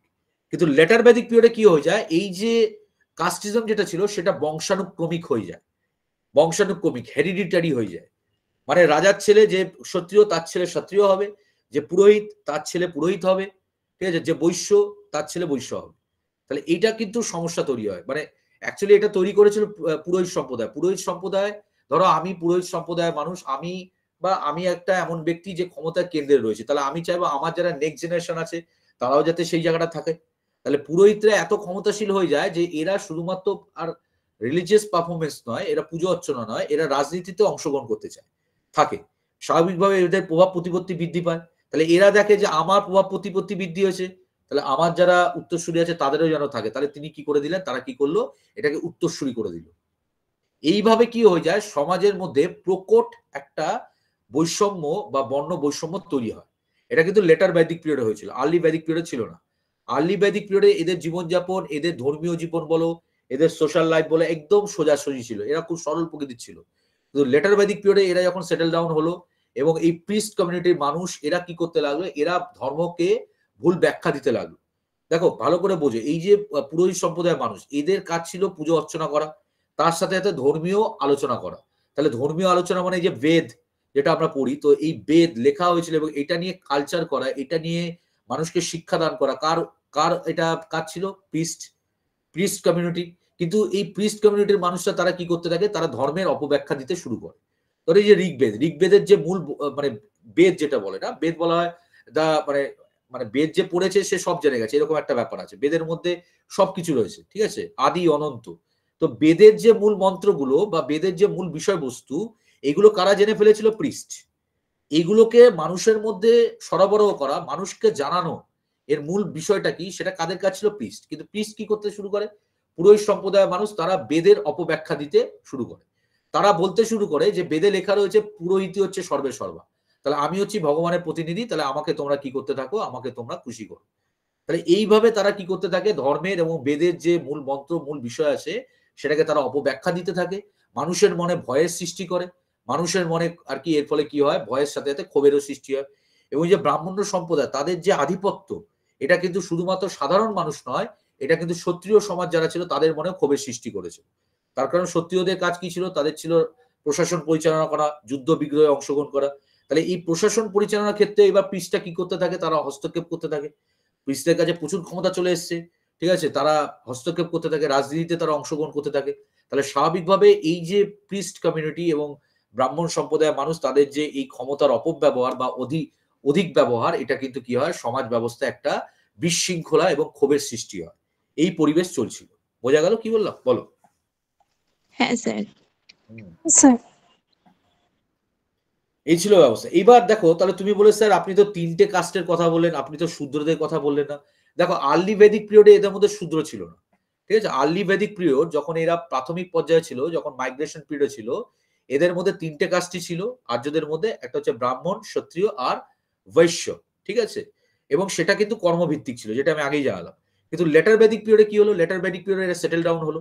এবার হলোটা কি? অনেক সময় কি হতো? অনেক আর্য এবং অনার্যদের মধ্যে কি হতো? সম্পর্ক তৈরি হতো। ধরো একজন আর্য, সে কি করলো? সে অনার্যদের সাথে সম্পর্ক তৈরি করলো। তাহলে এই যে কোনো আর্য সে যদি অনার্যদের সাথে সম্পর্ক তৈরি করতো, তাহলে তাকে কি করতো? সমাজ থেকে বহিষ্কৃত করা হতো শাস্তি স্বরূপ। এবং এর বিধান কারা করতো? প্রিস্ট। দেখো এর পেছনে পলিটিক্স আছে। প্রিস্টটা বললো কোনো আর্য সে যদি এখানকার যারা অনার্য দ্রাবিডিয়ান কমিউনিটির মানুষ রয়েছে, যারা মূলত এদের দাস হিসাবে দেখতো, এদের সাথে যদি সম্পর্ক তৈরি করে, তাহলে সে কি হবে? সমাজ ব্যবস্থা থেকে সে বঞ্চিত হবে। এবং এরা কি হবে? এরাই পরবর্তীকালে এই পরিচিত লাভ করে কি হিসাবে? শূদ্র হিসাবে। তাহলে শূদ্র কারা? শূদ্র হচ্ছে সেই সব মানুষরা যারা আর্য এবং অনার্যদের সংমিশ্রণের ফলে তৈরি হয়েছিল, বা যেসব আর্য তারা অনার্যদের সাথে সম্পর্ক রাখার ফলে সমাজ থেকে বহিষ্কৃত হয়েছিল। এবং এই শূদ্র সম্প্রদায়কে কি করা হয়? শাস্তি স্বরূপ কি বলা হয়? যে তোমাদের কাজ কি? তোমাদের কাজ হচ্ছে, যেহেতু তুমি তোমার উচ্চ বংশ থেকে তুমি আর কি নেমে গেছো, পাপ কাজ করেছো, তাহলে তোমার কাজ হচ্ছে কি? বাকি ৩টে যে কমিউনিটি রয়েছে তাদের সেবা করা। মূলত কার সেবা করা? প্রিস্ট। মানে শুদ্ধদের বলা হতো যদি তুমি সারা জীবন একটা প্রিস্টের সেবা করো, একটা পুরোহিতের সেবা করো, তাহলে তুমি নেক্সট জন্মে কি হবে? তুমি উচ্চ বংশজাত হয়ে আবার জন্মগ্রহণ করবে। যেটা চলে, এখনো চলে এরকম কম বেশি। তাহলে এইভাবে কি হলো? সমাজে ৪টে বর্ণপ্রথা, মানে শূদ্র যে কনসেপ্টটা ছিল, এটা কিন্তু আর্লি ভেদিক পিরিয়ড ছিল না। এটা লেটার ভেদিক পিরিয়ডে মূলত আর কি ইন্ট্রোডিউস হয়, আনা হয়। এবং শূদ্রটা কিন্তু সেই সময় মানে সমাজ ব্যবস্থা থেকে পুরোপুরি বঞ্চিত একটা, বিচ্যুত একটা আর কি সম্প্রদায় হিসেবে পরিচিতি লাভ করে, যাদের কাজই ছিল বাকি ৩টে সম্প্রদায়কে সেবা প্রদান করা। ওকে? স্যার লেটার ভেদিক পিরিয়ডে কি করে আসলো? লেটার ভেদিক পিরিয়ডে তো বর্ণবৈষম্য ছিল না বললেন। লেটার ভেদিক কি বললাম? বর্ণ বৈষম্য তো আর্লি ভেদিক পিরিয়ডে ছিল, লেটার ভেদিক পিরিয়ডে ছিল। আর্লি আচ্ছা, ভেদিক আচ্ছা। পিরিয়ডে যেটা ছিল কর্মভিত্তিক। ও এবং সেটা কি ছিল না? এক্সট্রিম ছিল না, প্রকট ছিল না। কিন্তু লেটার ভেদিক পিরিয়ডে এটা কি হয়ে গেল? যে বর্ণ বৈষম্য যেটা ছিল, সেটা কি হয়ে গেল? বংশানুক্রমিক হয়ে গেল এবং সেটা প্রকট হয়ে গেল। তার মানে কি? লেটার আচ্ছা। ভেদিক পিরিয়ডে যে কাস্টিজমটা ছিল সেটা এক্সট্রিম হয়ে গেল এবং সেটা হেরিডিটিক্যাল হয়ে গেল। বোঝা হুম, যাচ্ছে? ঠিক হুম, আছে? হুম। এবং লেটার ভেদিক পিরিয়ডে তোমার এই শূদ্র সম্প্রদায়ের আবির্ভাব আমরা দেখলাম। ওকে? ওকে। এই হচ্ছে ইকোনমিক। এবার দেখো অর্থনৈতিক এদের যে জীবনযাত্রা ছিল। তো প্রাথমিক জীবনে এরা কি ছিল? ক্যাটেল বিয়ারার, আগেই বললাম প্যাস্টোরাল। প্রথম জীবনে এরা কি করতো? পশুচারণ করে বেড়াতো। পরবর্তীকালে এরা কি হলো? এরা এগ্রিকালচার হয়ে গেল। যখন এরা লোহার ব্যবহার শিখলো, এরা সেটেল ডাউন হলো, তাহলে এরা কি হলো? লোহার ব্যবহার শেখার ফলে এরা কি হয়ে গেল? এগ্রিকালচারাল হয়ে গেল। এবং এগ্রিকালচারাল হয়ে গেল যখন, তারা কি লোহার ব্যবহার যেহেতু শিখে গেছে, ঘোড়ার ব্যবহার আগের থেকেই তারা জানতো, তাহলে ঘোড়াকে এরা কি করতো? এরা চ্যারিয়েট হিসেবে ব্যবহার করতো। যেমন আগের দিন মজা করে বলছিল না, সিন্ধু সভ্যতার মানুষরা এরা কি করতো? এরা ওই অক্সের গাড়ি বানাতো। মানে ওই মানে চলছে তো চলছে। অক্স কিভাবে যায় তো তোমরা জানো। ঠিক আছে? অক্সের গাড়ি করে ওরা ঘুরে বেড়াতো। ওদের কাছে প্রচুর সময় ছিল। সিন্ধু সভ্যতার মানুষরা ওই অক্সের ব্যবহার করতো, অক্সের গাড়ি বানাতো। এই যে গরুর গাড়ি, যেটা গরুর গাড়ি বা ঘোড়ার গাড়ি, এর যে ব্যবহারটা, এটা মূলত শুরু হয়েছিল বৈদিক যুগে আর্যদের দ্বারা। ঠিক আছে? আর্যরা প্রথমে গরুর গাড়ি ব্যবহার করতো। দেখছে গরুর গাড়িতেও প্রচুর সময় চলে যাচ্ছে। তাহলে দেখছে ওইটা কি? ওইটা একটা হর্স। তাহলে এ তো খুব জোরে দৌড়ায়। তাহলে এর একটা গাড়ি বানিয়ে নাও। ঠিক আছে? এরকম ভাবে তাহলে কি হলো? এরা হর্স বানিয়ে ফেলে, চ্যারিয়েট বানিয়ে নিল। রথের ব্যবহার এরা শিখে গেল।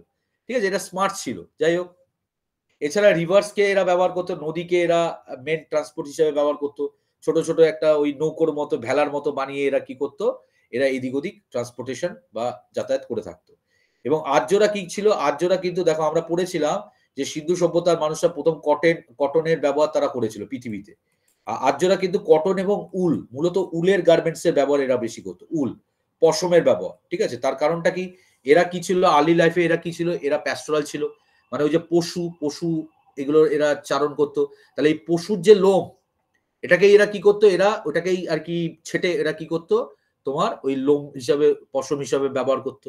তাহলে আর্যরা পরবর্তীকালে কটনের ব্যবহার শিখেছিল, কিন্তু সেটা পরে। মূলত এরা উলেন গার্মেন্টস এর ব্যবহার করতো। পরবর্তীকালে কটনটাও ওই সিন্ধু সভ্যতার মানুষদের থেকে এরা কপি পেস্ট করে শিখে গেছিল। ঠিক আছে? দেখো এই যে লেখা রয়েছে উলেন গার্মেন্টস এরা বেশি ব্যবহার করতো। এবং এরা কি করতো, এরা কিন্তু প্রথমের দিকে এরা বাটার সিস্টেমের ব্যবহার করতো। বাটার মানে বিনিময় প্রথা। আর্লি বৈদিক পিরিয়ডে এরা কি করতো, বাটার সিস্টেম। ভালো করে বোঝো, প্রাথমিক বৈদিক পিরিয়ডে এদের জীবনযাত্রা ছিল খুবই সরল। তারা এরা বিনিময় প্রথায় বিশ্বাসী ছিল, এবং বিনিময় প্রথায় সবচেয়ে দামি মূল্যবান যে গিফট ছিল সেটা ছিল গরু। গরু মানে কাউকে যদি কিছু দিতে হয়, মানে বিনিময় প্রথা, ধরো তুমি একটা কিছু দিলে তার পরিমাণে আমি কিছু দিলাম, কিন্তু সবচেয়ে দামি গিফট যেটা হচ্ছে সেটা গরু। মানে তুমি যদি কাউকে গরু গিফট করো তাহলে তার যা কিছু আছে সব নিয়ে নিতে পারো। তো আর্লি বৈদিক পিরিয়ডে এদের জীবনযাত্রা খুবই সরল ছিল, এবং এরা যে হচ্ছে বাটার সিস্টেম বা বিনিময় প্রথার বিশ্বাসী ছিল, এবং সবচেয়ে দামি গিফট ছিল কি, গরু। লেটার বৈদিক পিরিয়ডে এরা মুদ্রার ব্যবহার শিখে গেছিল। দেখো লেখা রয়েছে নিষ্কা অ্যান্ড মনা, দেখো লেখা রয়েছে নিষ্কা অ্যান্ড মানা, ঠিক আছে, নিষ্কা অ্যান্ড মনা, ঠিক আছে, এই আর কি কয়েনের ব্যবহার এটা শিখে গেছে। এবং লেটার বৈদিক পিরিয়ডে তাদের কাছে সবচেয়ে মূল্যবান হয়ে যায় কি, ল্যান্ড, জমি। জমি এরা কি করতে থাকে, আদান প্রদান করতে থাকে। ওই যে মজা করে বলতাম না যে পুরোহিতরা ধরো আর্লি বৈদিক পিরিয়ডে তারা পুজো করতে গেলে তারা বলতো আমাদেরকে কি দিতে হবে, গরু দিতে হবে। লেটার বৈদিক পিরিয়ডে পুজো করতে গেলে বলতো আমাকে ল্যান্ড দিতে হবে, বুঝেছো, জমি দিতে হবে। তো এরকম করে করে এত জমির অধিপতি এরা হয়ে গেছিল যে ল্যান্ড মাফিয়া হয়ে গেছিল, ঠিক আছে, এই হচ্ছে ব্যাপার। এছাড়া দেখো এখানে আরেকটা সভ্যতার উল্লেখ আমরা পাই যেটাকে বলা হয় PGW কালচার। দেখো লেখা রয়েছে, মানে এর ফুল ফর্মটা হচ্ছে, সময়কালটাও লেখা রয়েছে, পেইন্টেড গ্রে ওয়্যার কালচার। এটা কিছুই না, এটা হচ্ছে আপার গাইগেন্টিক প্ল্যান, মানে হচ্ছে গাঙ্গীয় যে উচ্চ উপত্যকা রয়েছে সেখানে এই সভ্যতার উল্লেখ আমরা পাই। মূলত কি এই সভ্যতাটা কি, এখানে এই সভ্যতার মানুষরা তারা কি করতো, অ্যাশ পটারির ব্যবহার করতো। মানে পটারি যে মানে মৃত্তিকা আর কি জাত যে আর কি যে বাসনপত্র যেগুলো রয়েছে, মৃত্তিকা জাত যে দ্রব্যগুলো রয়েছে সেগুলোর ব্যবহার এরা করতো। এবং সবচেয়ে বড় কথা, মাটির জিনিসপত্র এরা ব্যবহার করতো, এবং তার উপর এরা কি করতো, কালার করতো। কালার, পেইন্টেড কালার এরা করতো, ঠিক আছে। পেইন্টেড কালার, তুই বলতে স্যার পেইন্ট এরা কোথা থেকে পারতো, মানে এখনকার দিনে আমরা তো পেইন্ট করি বিভিন্ন কেমিক্যাল দিয়ে, তখন স্যার ওরা কোথায় পেতো? ওরা মেনলি কি করতো, গাছের যে রস, মানে বিভিন্ন গাছের যে বিভিন্ন পাতার যে ধরো সবুজ, সেটাকে ঘষে ঘষে ওরা কালার বানাতো, ঠিক আছে। বিভিন্ন আর কি পাতার রস বা গাছের যে বিভিন্ন কালারের আর কি রস থাকে সেগুলোকে তারা ব্যবহার করে বিভিন্ন রকমের এরা কি করতো আর কি বাসনপত্র, মাটির বাসনপত্র বানাতো, এবং সেগুলোতে বিভিন্নভাবে এরা কালার করতো। কালার গুলো দেখো বিভিন্ন কালারের হতো, যেমন দেখো ব্ল্যাক স্ট্রিপ ওয়্যার, মানে বেশিরভাগ এদের যে জিনিসপত্রগুলো ছিল, ধরো এটা একটা মাটির বাক্স, মাটির একটা পাত্র, এটা পুরোটা হচ্ছে রেড কালারের, ঠিক আছে, এটা পুরোটাই হচ্ছে রেড কালারের, পুরোটা হচ্ছে রেড কালারের, তার উপর দিয়ে এরকম কালো কালো স্ট্রাইপ, ঠিক আছে, এরকম টাইপের, এই টাইপের দেখো ব্ল্যাক স্ট্রিপ ওয়্যার, মানে পুরোটাই হচ্ছে রেড কালারের পাত্র, তার উপর দিয়ে এরকম কালো কালো স্ট্রাইপ কালারের, এই টাইপের বাসন কিন্তু অনেক পাওয়া গেছে। ব্ল্যাক অ্যান্ড রেড ওয়্যার, ঠিক আছে, রেড ওয়্যার, তাহলে এই টাইপের কালারফুল পেইন্টেড আর কি মাটির জিনিসপত্র পাওয়া গেছে উত্তর ভারতের যে গাঙ্গীয় উচ্চ সমভূমি ছিল সেখানে। এবং মনে করা হয় যে এইটা হচ্ছে মূলত বলতে পারো একটু অ্যাডভান্স প্রকৃতি, মানে আর্যরা আর কি সেই সময় যে অবস্থায় ছিল তার থেকে একটু অ্যাডভান্স আর কি একটা সভ্যতা, যেটা আর্যদেরই একটা ভাগ ছিল। অনেক সময় হয় না, ধরো আমাদের মধ্যে থেকে কোনো জনজাতি তারা একটু আলাদা হয়ে গিয়ে তারা একটু বেশি কি হয়ে গেল, তারা উন্নত হয়ে গেল। তো সেরকমই এই PGW কালচার যেটা ছিল সেটা বৈদিক কালচারেরই একটি অংশ, কিন্তু মনে করা হয় এই যে কালচারটা ছিল বা এই যে সিভিলাইজেশনটা ছিল এরা একটু বেশি উন্নত হয়েছিল, এবং তার আর কি উন্নতির নিদর্শন হিসাবে সেই সময় এই টাইপের যে আসবাবপত্রের আর কি ব্যবহার তারা করতো তার নিদর্শন আমরা পেয়েছি, ঠিক আছে। এরপর দেখো রিলিজিয়াস লাইফ, ধর্মীয় জীবন। তো ধর্মীয় জীবন আমি আগেই বললাম, প্রাথমিক জীবনে, প্রাথমিক আর্লি বৈদিক পিরিয়ডে এদের লাইফটা ছিল খুবই সরল, এদের ধর্মীয় লাইফও ছিল খুবই সোজা। প্রাথমিক বৈদিক পিরিয়ডে এরা মূলত কি ছিল, এরা ছিল ওই যাযাবর প্রকৃতির, এবং এরা লড়াই করতো। তো এদের প্রধান দেবতা ছিল ইন্দ্র, লর্ড ইন্দ্র। ইন্দ্র হচ্ছে ওয়ার গড, এদের আর কি ছিল প্রধান দেবতা। মানে যেহেতু এরা যুদ্ধ বিগ্রহ করতো, লড়াই করতো, তাই যেখানেই লড়াই যেত এরা কি করতো, ভগবান ইন্দ্রের পুজো করতো, ঠিক আছে। তাহলে ইন্দ্র ছিল হচ্ছে আর্লি বৈদিক পিরিয়ডে এদের প্রধান দেবতা, যুদ্ধ দেবতা। কিন্তু লেটার বৈদিক পিরিয়ডে এরা যখন সেটেল ডাউন হলো তখন কিন্তু ইন্দ্রর যে ভগবান ইন্দ্রের যে তোমার গ্রহণযোগ্যতা ছিল সেটা অনেকটাই কমে যায়, এবং লেটার বৈদিক পিরিয়ডে এদের প্রধান দেবতা তখন হয়ে যায় বিষ্ণু আর বৃহস্পতি, এটা মাথায় রাখতে হবে। আর্লি বৈদিক পিরিয়ডে এরা খুব এগ্রেসিভ ছিল, তাহলে এরা ওয়ার গড বিষ্ণুর পুজো করতো, ঠিক আছে, যুদ্ধ করতে যেত, পুজো একটাই, মানে একটাই মূলত ঠাকুর ছিল, সেটা ছিল তোমার ইন্দ্র। কিন্তু লেটার বৈদিক পিরিয়ডে অনেক ঠাকুর চলে আসে, ওই যে বললাম, মানে ব্রাহ্মণ সম্প্রদায় কি করতো, মানুষকে ভয় দেখাতো, মানুষকে ভয় দেখাতে শুরু করলো, মানুষের মনে কি করলো, পাপ ঢুকিয়ে দিল। তুই পাপ করেছিস, তাহলে ধরো খুব জোরে সূর্য উঠছে, তাহলে সূর্য দেবতা কি হচ্ছে, রুষ্ট হচ্ছে, তাকে পুজো করতে হবে। খুব বৃষ্টি হচ্ছে, তাহলে বৃষ্টির দেবতা রুষ্ট হচ্ছে, তাহলে তাকে পুজো করতে হবে। এরকম ভাবে কি হয়, এক একটা ডিপার্টমেন্ট তৈরি হয়, এক একটা ডিপার্টমেন্টে এক একজন দেবতা। ঠিক আছে, এরকম করে অনেক দেবতা আর কি পাওয়া যায়। এই যে এখানে দেখো পুরো দেবতাদের একটা লিস্ট দেওয়া রয়েছে, কে কোন ডিপার্টমেন্টে আছে। এই যে এখানে দেখো, এই যে ইন্দ্র ওয়ার গড, মূলত তিনি আর্লি বৈদিক যুগে প্রধান দেবতা ছিল। Rain god, god of war. ঠিক আছে, এরপর দেখো পুরো দেবতাদের লিস্ট পুরো। অগ্নি, ফায়ার গড, মানে এক একটা ডিপার্টমেন্টে এক একজন দেবতা। এটা কবে হলো, এটা হলো লেটার বৈদিক পিরিয়ড। আর্লি বৈদিক পিরিয়ডে মূলত এদের একটাই ভগবান ছিল, ইন্দ্র। এদের মধ্যে এত জটিলতা ছিল না, কিন্তু লেটার বৈদিক পিরিয়ডে আর কি হয়, এদের মনে ভয় ঢুকিয়ে দেয়। প্রত্যেকটা ক্ষেত্রে একটা করে ভগবানের সৃষ্টি হয় এবং তাকে প্রসন্ন, মানে আমি বললাম যে খুব বৃষ্টি হচ্ছে, তাহলে বৃষ্টির দেবতা যে সে রুষ্ট হয়েছে, তাহলে কি করতে হবে, পুজো করতে হবে। পুজো কে করবে, পুরোহিত। তাহলে পুজো করলে কি করতে হবে, কাকে গিফট দিতে হবে, পুরোহিতকে। তাহলে এইভাবে আর কি সমাজে অনেক আর কি ধর্মীয় জীবনে অনেক ভগবান চলে আসে। এবং দেখো বেশিরভাগই ভগবান হচ্ছে পুরুষ। দেখো ইন্দ্র, অগ্নি, ঠিক আছে, খুব কমই কিন্তু কি আছে, গডেসেস রয়েছে। এবং এই গডেসেস গুলো পরীক্ষায় দেয়, যেমন রীতা, সোমা, অদিতি। বেশিরভাগই দেখো কি রয়েছে তোমার, তোমার পুরুষতান্ত্রিক। এই যে পুরুষতান্ত্রিক সমাজ ব্যবস্থা আমি বললাম না, তার প্রধান নিদর্শন দেখো যে ভগবান রয়েছে, সেগুলো বেশিরভাগ কি তোমার পুরুষ, পুরুষ ভগবান। পুষান, ইয়ামা, মারুত, দেখো সব। এই যে উষা, এটা দেখ, উষা মানে ডেইটি অফ গড। ঠিক আছে, আদিতি ইটারনিটি মানে অবিনশ্বর, তার পুজো। সোমা হচ্ছে প্ল্যান্ট। এই কটা বাদ দিয়ে, আর সাবিত্রী সোলার ডেইটি, সোলার মানে সৌরজগতের দেবতা। এই কটা বাদ দিয়ে, ঠিক আছে, আর পৃথিবী, বাকি যে কটা দেবতা ছিল সব হচ্ছে পুরুষ। আরো ছিল, আরো এগুলো মোস্ট ইম্পর্টেন্ট দেওয়া হয়েছে। ঠিক আছে, এবং এর মধ্যে সবচেয়ে লেটার বৈদিক পিরিয়ডে সবচেয়ে আর কি ক্ষমতাবান আর কি দেবতা হয়ে যায় বিষ্ণু এবং ব্রহ্মা। ঠিক আছে, এটা তোমাকে মাথায় রাখতে হবে।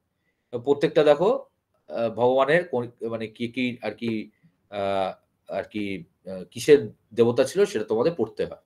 মূলত আবার বলছি যে মহিলা দেবতা যেগুলো আছে সেগুলো তোমাদের পরীক্ষা দেয়।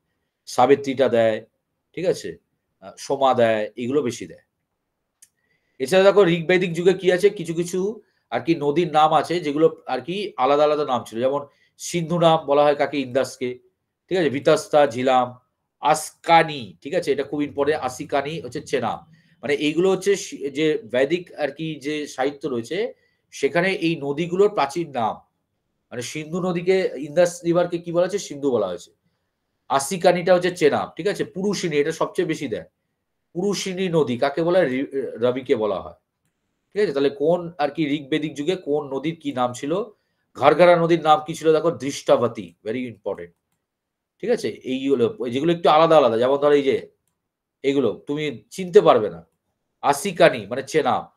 ঠিক আছে, পরুষিনী মানে রবি, দৃষ্টাবতী, ঘারঘারা, এইগুলো বেশি দেয়। ঠিক আছে, এই টাইপের। তোমাকে শতুদ্রি, তাহলে শতুদ্রি শুক্লেজ পেরে যাবে। সিন্ধু, ইন্দাস পেরে যাবে। ঠিক আছে, বিতস্তা, এটাও দেয়, বিতস্তা, ঝিলাম।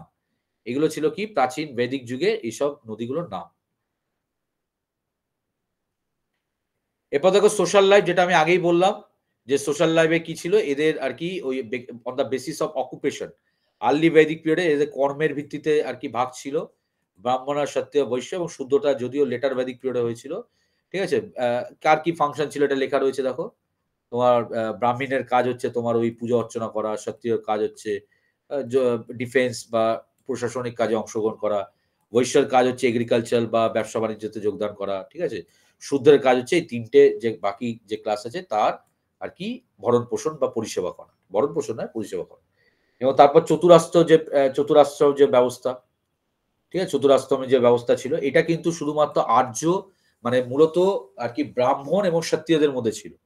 এই চতুরাস্ত্র প্র্যাকটিস এটা মূলত করতো ক্ষত্রিয়রা। ঠিক আছে, ক্ষত্রিয়রা এটা প্র্যাকটিস করতো, চতুরাস্ত্র ব্যবস্থা, মানে চতুরাশ্রম যেটাকে আমরা বলি না। এই ছোটবেলায় কি হবে, ব্রহ্মচার্য মানে গুরু গিয়ে গিয়ে শিক্ষা লাভ করবে। গুরু গিয়ে গিয়ে শিক্ষা লাভ করবে আপ টু 12 ইয়ার্স, 12 বছর পর্যন্ত। ঠিক আছে, 12 বছর পর্যন্ত কি হবে আর কি প্রাথমিক শিক্ষাকাণ্ড চলতো। গুরু গিয়ে, এটা ক্ষত্রিয়দের মধ্যে ছিল, এটা ব্রহ্মচর্য, এটা সবার মধ্যে নয় কিন্তু। তারা গুরু গিয়ে কি করবে আর কি লাভ করবে। তারপর তাদের বৈবাহিক জীবন, ডোমেস্টিক লাইফ, ঠিক আছে, বিবাহ হয়ে যাবে, বৈবাহিক জীবন কাটাবে। তারপর বানপ্রস্থ, ধীরে ধীরে আর কি সাংসারিক জীবন আর কি ত্যাগ করার প্রক্রিয়া। মানে ধীরে ধীরে কি হচ্ছে ধরো তুমি রাজা ছিলে, তুমি তোমার সিংহাসনটা ছেড়ে দিলে তোমার ছেলের জন্য, ঠিক আছে? মানে একে একে কি হচ্ছে, ক্ষমতা তুমি ট্রান্সফার করে দিয়েছো, ট্রান্সফরমেশন অফ পাওয়ার, এটাকে বলে বানপ্রস্থ। এবং লাস্ট জীবনে কি হবে, তুমি সবকিছু ত্যাগ করে আর কি বনবাসে চলে যাবে, সেখানে গিয়ে ভগবানের আরাধনা করতে করতে করতে নিজেকে, নিজের শরীরকে বিলীন করে দেবে। তাহলে এটা ছিল সন্ন্যাস। তাহলে এই যে চতুরাশ্রম প্র্যাকটিস, এটা ক্ষত্রিয়দের মধ্যে ছিল, এরও উল্লেখ কিন্তু আমরা পাই, ঠিক আছে? এবার দেখো এখানে একদম সিম্পলি আর্লি ভেদিক পিরিয়ড আর লেটার ভেদিক পিরিয়ডের মধ্যে পার্থক্য আমি করে দিয়েছি, যাতে তোমরা বুঝতে পারো, ঠিক আছে? একদম সোজা। আর্লি ভেদিক পিরিয়ডের টাইম পিরিয়ডটা আমরা পড়লাম 1500 থেকে 1000, লেটার ভেদিক পিরিয়ডে 1000 থেকে 600। আর্লি ভেদিক পিরিয়ডে এদের কি ছিল, পেশা কি ছিল? ডোমেস্টিসিকেশন অফ অ্যানিমেল, এরা প্যাস্টোরাল ছিল, অর্থাৎ পশুপালন এবং পশুচারণ কিন্তু এদের প্রধান পেশা ছিল। এটা তাদের প্রধান পেশা বা প্রাথমিক পেশা ছিল আর্লি ভেদিক পিরিয়ডে। লেটার ভেদিক পিরিয়ডে কি হয়ে গেছে? এগ্রিকালচার। লেটার ভেদিক পিরিয়ডে এগ্রিকালচার এদের প্রধান পেশা হয়ে গেছে, ঠিক আছে? একদম মাথার মধ্যে ঢুকিয়ে নেবে। আর্লি ভেদিক পিরিয়ডে এদের প্রধান পেশা ছিল পশুচারণ এবং দ্বিতীয় পেশা ছিল এগ্রিকালচার, কিন্তু লেটার ভেদিক পিরিয়ডে এগ্রিকালচারটা তাদের প্রধান পেশা হয়ে দাঁড়ায়, ঠিক আছে? Cattle was the important source of wealth, ঠিক আছে? এটা ছিল আর্লি ভেদিক পিরিয়ডে, কিন্তু পরবর্তীকালে ল্যান্ড হয়ে যায় তাদের সবচেয়ে important source of wealth letter Vedic পিরিয়ডে, ঠিক আছে? নেক্সট দেখো কাস্টিজম, যেটা বললাম বর্ণ বৈষম্য আর্লি ভেদিক পিরিয়ডে ছিল, কিন্তু সেটা অতটা রিজিড ছিল না, কঠোর ছিল না, এবং সেটা কি ছিল, কর্মভিত্তিক ছিল, যেটা আমি বললাম। কিন্তু লেটার ভেদিক পিরিয়ডে কি হয়ে গেল, কাস্টিজমটা একদম আরো রিজিড হয়ে গেল, মোর রিজিড, আরো কঠোর হয়ে গেল, এবং সেটা কি হয়ে গেল, বংশানুক্রমিক হয়ে গেল, ঠিক আছে? দেখো পার্থক্যগুলো মাথার মধ্যে ঢুকিয়ে নেবে। আর্লি ভেদিক পিরিয়ডে ওমেনদের কি করা হতো, সমান আর কি মর্যাদা দেওয়া হতো, নারী পুরুষ নির্বিশেষে মহিলাদের সমান মর্যাদা দেওয়া হতো, দেখো আর্লি ভেদিক পিরিয়ডে। কিন্তু লেটার ভেদিক পিরিয়ডে কি হয়ে গেল, যত তোমার ওই ব্রাহ্মণ সম্প্রদায় তারা তাদের ক্ষমতা উত্থান হলো, তারা কি করতে লাগলো, তারা এটা বোঝাতে লাগলো যে নারী পুরুষ কখনো একই আর কি ক্ষমতার অধিকারী হতে পারে না। অর্থাৎ মহিলাদের যে সম্মান ছিল, যে মর্যাদা ছিল, সেটা ধীরে ধীরে ডিক্লাইন হতে শুরু করলো, কোথায়, লেটার ভেদিক পিরিয়ডে। এবং তার সাথে সাথে যত তোমার ওই কুসংস্কারগুলো ছিল সেগুলো এবার মাথাচাড়া দেবে। ধরো চাইল্ড ম্যারেজ মানে শিশু আর কি বিবাহ, যেটা, ঠিক আছে, সেটা কিন্তু আর্লি ভেদিক পিরিয়ডে ছিল না, লেটার ভেদিক পিরিয়ডে চলে আসলো। ব্রাহ্মণরাই করতো, ঠিক আছে, ছোট ছোট বাচ্চা মেয়েদেরকে তারা বিবাহ করতো, চাইল্ড ম্যারেজ চলে আসলো, কুসংস্কার আচ্ছন্ন হয়ে পড়ছে letter Vedic period. Child marriage early Vedic পিরিয়ডে ছিল না, লেটার ভেদিক পিরিয়ডে চলে আসলো। আর্লি ভেদিক পিরিয়ডে যেহেতু মহিলাদের সম্মান ছিল, তাহলে উইডো রিম্যারেজ ছিল, ঠিক আছে, বিধবা বিবাহ ছিল, মানে মহিলাদের সম্মান দেওয়া হতো, বিধবা বিবাহকে অ্যালাউ ছিল। কিন্তু লেটার ভেদিক পিরিয়ডে কি করা হলো, সেই সব অধিকার কেড়ে নেওয়া হলো, বলে না এইসব আর চলবে না, তাহলে মহিলাদের থেকে সম্মান ধীরে ধীরে কেড়ে নেওয়া হচ্ছে, ঠিক আছে? এই হচ্ছে ব্যাপার লেটার ভেদিক পিরিয়ড। তো এখানে দেখো কিছু কিছু ওমেনের নাম লেখা আছে যারা আর্লি ভেদিক পিরিয়ডে তারা কিন্তু আর কি প্রচন্ড আর কি নাম তারা অর্জন করেছিল, সুখ্যাতি অর্জন করেছিল, মানে ওয়ার পলিটিক্স বিভিন্ন ক্ষেত্রে। যেমন কি হচ্ছে, লোপামুদ্রা, ঠিক আছে, ঘোষা, লোপামুদ্রা, মেত্রী, গার্গী, এনারা হচ্ছেন বিখ্যাত মহিলা সেই যুগে, যারা কি করেছিলেন, যারা বিভিন্ন ক্ষেত্রে তারা কি করেছিলেন, তারা খ্যাতি অর্জন করেছে। এটা কিন্তু সব আর্লি ভেদিক পিরিয়ডে। কারণ লেটার ভেদিক পিরিয়ডে তাদের থেকে আর কি সমস্ত অধিকার মর্যাদা কেড়ে নেওয়া হয়। প্রাথমিক বৈদিক যুগে তারা যুদ্ধে, মহিলারা যুদ্ধে অংশগ্রহণ করতো, রাজনীতিতে অংশগ্রহণ করতো, বিভিন্ন ক্ষেত্রে তারা অংশগ্রহণ করতো। কিন্তু লেটার ভেদিক পিরিয়ডে তাদের থেকে সেই আর কি ক্ষমতা কেড়ে নেওয়া হয় এবং তাদেরকে কি করা হয়, মর্যাদাহীন করে ফেলে দেওয়া হয়, ঠিক আছে? এই হচ্ছে ব্যাপার। বোঝা গেল এটা? বলো। হ্যাঁ স্যার। হ্যাঁ স্যার। Very good. এরপর দেখো হরপ্পা সভ্যতা এবং আর কি সিন্ধু সভ্যতার মধ্যে, এই হরপ্পা সভ্যতা এবং বৈদিক সভ্যতার মধ্যে তফাৎটা করে দিচ্ছি, যাতে তোমরা ডিফারেন্সিয়েট করতে পারো। এটা পড়লে মোটামুটি তোমার আইডিয়া হয়ে যাবে। তাহলে হরপ্পা সভ্যতার টাইম কালে আমি ওভারঅল যদি ধরি প্রায় 3000 থেকে 1500 অব্দি ছিল, প্রায় বেশি করেই ধরলাম প্রায়। আর এটার হচ্ছে কি 1500 থেকে 600। হরপ্পা সভ্যতা একটি শহরের সভ্যতা ছিল, এটি একটি বৈদিক সভ্যতা একটি গ্রামীণ সভ্যতা, রুরাল। হরপ্পা সভ্যতার এর বেস কি ছিল, এটা ছিল আগেই বললাম, হরপ্পা সভ্যতা ছিল ম্যাট্রিক্যাল মানে মাতৃতান্ত্রিক, আর সিন্ধু সভ্য এই তোমার বৈদিক সভ্যতা ছিল এটা পিতৃতান্ত্রিক প্যাট্রিক্যাল, ঠিক আছে? এগুলো কিন্তু বিভিন্নভাবে প্রশ্ন দেয়, তো সুতরাং ভালো করে তৈরি করে নেবে। হরপ্পার মানুষরা তারা কি করতো, নেচারকে মাতৃরূপে পুজো করতো, আর এরা কি করতো, পুরুষ রূপে পুজো করতো। আমরা দেখলাম মেল গড, ঠিক আছে, পুরুষ মানে ভগবানের মধ্যে পুরুষের আধিপত্য বেশি, মেল গড হিসাবে, মানে বেশিরভাগ পুরুষই, মানে বেশিরভাগ ভগবানই ছিল পুরুষ, ঠিক আছে, পুরুষতান্ত্রিক শাসন ব্যবস্থা যেটা হয়। ওকে, নেক্সট হচ্ছে কি, হরপ্পা সভ্যতার মানুষের তাদের প্রধান আর কি অর্থনীতির ভিত্তি কি ছিল, ট্রেড অ্যান্ড কমার্স, যেটা আমরা পড়েছিলাম। অর্থনীতি, তাদের ট্রেড অ্যান্ড কমার্স, এদের কিন্তু কি ছিল এগ্রিকালচারাল অ্যান্ড প্যাস্টোরাল। এগ্রিকালচারটা লেটার ভেদিক পিরিয়ড এবং প্যাস্টোরালটা আর্লি ভেদিক পিরিয়ড, ঠিক আছে। নেক্সট হচ্ছে কি, এই যে সিন্ধু সভ্যতার মানুষরা তারা দ্রাভিডিয়ান ল্যাঙ্গুয়েজে কথা বলতো। আর এরা আমরা কি দেখলাম, এই মানে বৈদিক সভ্যতার মানুষরা প্রাথমিকভাবে এরা ইন্দো ইউরোপিয়ান ল্যাঙ্গুয়েজে কথা বলতো এবং পরবর্তীকালে সংস্কৃত, ঠিক আছে। তাহলে মানে সিন্ধু সভ্যতার মানুষরা তারা দ্রাভিডিয়ান ল্যাঙ্গুয়েজে কথা বলতো, আর অন্যদিকে এই বৈদিক যুগের মানুষরা তারা ইন্দো ইউরোপিয়ান ভাবে প্রাথমিকভাবে কথা বলতো। লেটার বৈদিক পিরিয়ডে তারা সংস্কৃতের ব্যবহার শিখে গেছে, ঠিক আছে। হরপ্পার মানুষরা কি করতো, তারা ডেড বডিজকে কি করতো, বুরিয়াল করতো। বুরিয়াল মানে তারা কবর দিত ডেড বডিজ। কিন্তু বৈদিক যুগের মানুষরা তারা কি করতো, তারা দেহ পোড়াতো, ক্রিমেশন যেটাকে বলে, দেহ তারা পোড়াতো, বার্নিং করতো, ঠিক আছে। এই হচ্ছে সিন্ধু সভ্যতার মানুষরা তারা লোহার ব্যবহার জানতো না, ঠিক আছে। এবং এই সিন্ধু সভ্যতাটা ছিল কপার ব্রোঞ্জের যুগ, আগের দিন পড়েছিলাম। কিন্তু বৈদিক যুগে আর কি মানুষরা বিশেষত লেটার ফেজ, এই যে 1000 বিসি বললাম, তখন কিন্তু মানুষরা কি হয়েছে, তোমার লোহার ব্যবহার শিখে গেছে, তারপর তারা লোহার ব্যবহার জানতো, ঠিক আছে। সিন্ধু সভ্যতার মানুষরা মানে ঘোড়ার ব্যবহার শিখে উঠতে পারেনি। ঘোড়া তারা জানতো, ওই যে বললাম ঘোড়া কয়েকটা জায়গায় ঘোড়ার আর কি ধ্বংসাবশেষ পাওয়া গেছে, দেহাবশেষ পাওয়া গেছে, এবং টেরাকোটা আর কি ফিগার পাওয়া গেছে, মানে তোমার ওই কি বলে, টেরাকোটা মানে হচ্ছে যেটাকে তোমার ওই মাটির তৈরি ফিগার, ঠিক আছে, মাটির তৈরি যে বিভিন্ন খেলনা, হ্যাঁ, ঘোড়ার শেপে আর কি পাওয়া গেছে। মানে সিন্ধু সভ্যতার মানুষরা ঘোড়ার ব্যবহার তারা শিখে উঠতে পারেনি, কিন্তু ঘোড়া চিনতো, এই যে এটা ঘোড়া চিনতো, কিন্তু ঘোড়ার ব্যবহার তারা শিখে উঠতে পারেনি। ঘোড়ার মতো এরকম অনেক শেপের আর কি খেলনা আমরা পেয়েছি, টেরাকোটা ফিগার আমরা পেয়েছি, মাটির তৈরি উপাদান আমরা পেয়েছি। কিন্তু সিন্ধু সভ্যতার মানুষরা, আরিয়ানরা কিন্তু প্রথম থেকেই তারা ঘোড়ার ব্যবহার জানতো, এবং এটা কিন্তু তাদের সমাজ ব্যবস্থা উন্নয়নে একটা বিশাল বড় ভূমিকা পালন করেছিল। শুধুমাত্র যুদ্ধক্ষেত্রে নয়, সমাজ ব্যবস্থা, মানে ঘোড়ার ব্যবহার শেখার ফলে তারা তাদের যাতায়াতের যে ব্যবস্থাটা ওটাকে অনেকটা আর কি সুবিধা করে নিতে পেরেছিল। নেক্সট হচ্ছে যেটা বললাম, হরপ্পার মানুষরা প্রথম কটনের চাষ করেছিল, মূলত কটনের উপাদান তারা ব্যবহার করতো। যদিও আর্যরা দুটোরই ব্যবহার করতো, উলেন এবং কটন, কিন্তু মূলত উলেন গার্মেন্টস তারা বেশি ব্যবহার করতো। হরপ্পারা তারা বাড়ি বানাতো কি দিয়ে, ড্রাই ব্রিক্স, আগের দিন বলেছিলাম, তাই তো। তারা কি করতো, তারা অ্যাকচুয়ালি রাস্তাঘাট বানাতো তারা ড্রাই ব্রিক্স দিয়ে, আর বাড়িঘর বানাতো তারা ফায়ার্ড, তাই তো, বার্ন্ট স্যার। বার্ন্ট, হ্যাঁ, ফায়ার্ড বা বার্ন্ট ব্রিক দিয়ে। তাহলে সিন্ধু সভ্যতার মানুষরা তারা রাস্তাঘাট বানাতো কি দিয়ে, ড্রাই ব্রিক্স দিয়ে, আর বাড়ি বানাতো বার্ন্ট ব্রিক্স দিয়ে। আর আর্যরা দেখো যে মাড, ব্যাম্বো, হে বা স্ট্র, ঠিক আছে, এইগুলো দিয়ে তারা ঘর বাড়ি বানাতো, গ্রামীণ সভ্যতা যা হয়। আর সিন্ধু সভ্যতার সম্পর্কে আমরা জানতে পারছি টোটালি কি, আর্কিওলজিক্যাল এভিডেন্স থেকে, অর্থাৎ প্রত্নতাত্ত্বিক উপাদান থেকে তাদের সম্পর্কে জানতে পারছি, যেহেতু লিপি এখনো অবধি পড়ে উঠতে পারেনি। আর অন্যদিকে বৈদিক সম্পর্কে জানতে পারছি, বৈদিক সম্পর্কে জানতে পারছি লিটারালি সোর্স, অর্থাৎ সাহিত্য থেকে বা বেদাস থেকে, ঠিক আছে। তাহলে এই ছিল সিন্ধু সভ্যতা এবং আর কি তোমার বৈদিক সভ্যতার মধ্যে তফাৎ। বোঝা গেছে সবার? হ্যাঁ স্যার। হ্যাঁ স্যার। নেক্সট হচ্ছে বৈদিক লিটারেচার। এবার এটা মূলত তোমাদের পড়তে হবে, এখানে বোঝানোর কিছু নেই, ঠিক আছে। বৈদিক লিটারেচার মানে হচ্ছে বৈদিক সাহিত্য। তাহলে বৈদিক সাহিত্য মানে এই যে ভাগগুলো, দেখো বেদার শব্দটি কোথা থেকে এসেছে, বেদার শব্দটি এসেছে নলেজ, বেদার শব্দটির অর্থ হচ্ছে নলেজ মানে শিক্ষা, ঠিক আছে, বা জ্ঞান। বেদ কথাটার অর্থ হচ্ছে জ্ঞান, সেখান থেকে, ঠিক আছে। এবং বেদকে কি বলা, অপৌরুষেয় বলা হয়। অপৌরুষেয় মানে মনে করা হয় যে কোনো মানুষের দ্বারা এটা তৈরি হয়নি, ভগবানের দ্বারা তৈরি হয়েছে। মানে এটা এত সুন্দর, এত একটা ধর্মীয় গ্রন্থ, এটা কোনো মানুষের সৃষ্টি হতে পারে না, এটা স্বয়ং ভগবান এটাকে রচনা করেছে।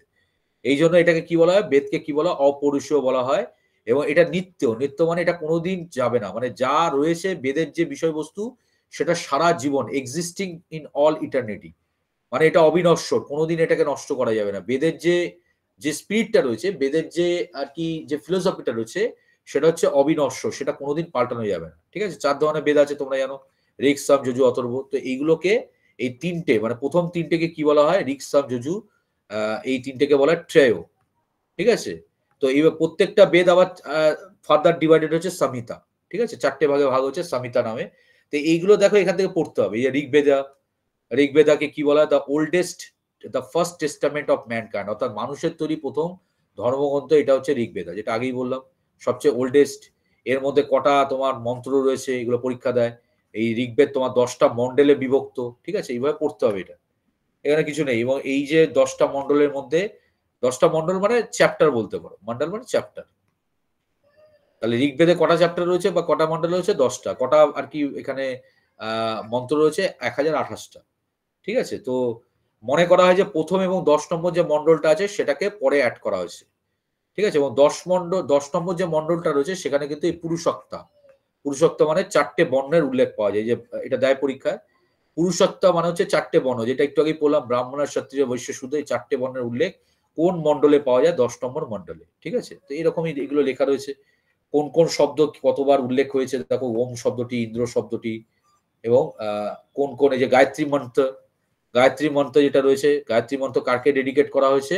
সাবিত্রী। সাবিত্রী একটু আগে বললাম, সোলার ডেটি। তাহলে গায়ত্রী মন্ত্র ওই যে ওম ভূম ভুবস্বয় বলে একটা গান হয় দেখবে, তো এই যে গায়ত্রী মন্ত্র এটা কাকে ডেডিকেট করা হয়েছে? সাবিত্রীকে, দেবী সাবিত্রীকে, সোলার ডেটি অর্থাৎ সৌর আর কি দেবী আর কি, তাকে। এবং এটা উচ্চারণ করেছিল কে? বিশ্বামিত্র। মানে উচ্চারণ মানে লিখেছিল, কে লিখেছিল? বিশ্বামিত্র। এবং এর উল্লেখ আমরা কোথায় পাই? থার্ড মন্ডলা। এগুলো পরীক্ষা দেয়।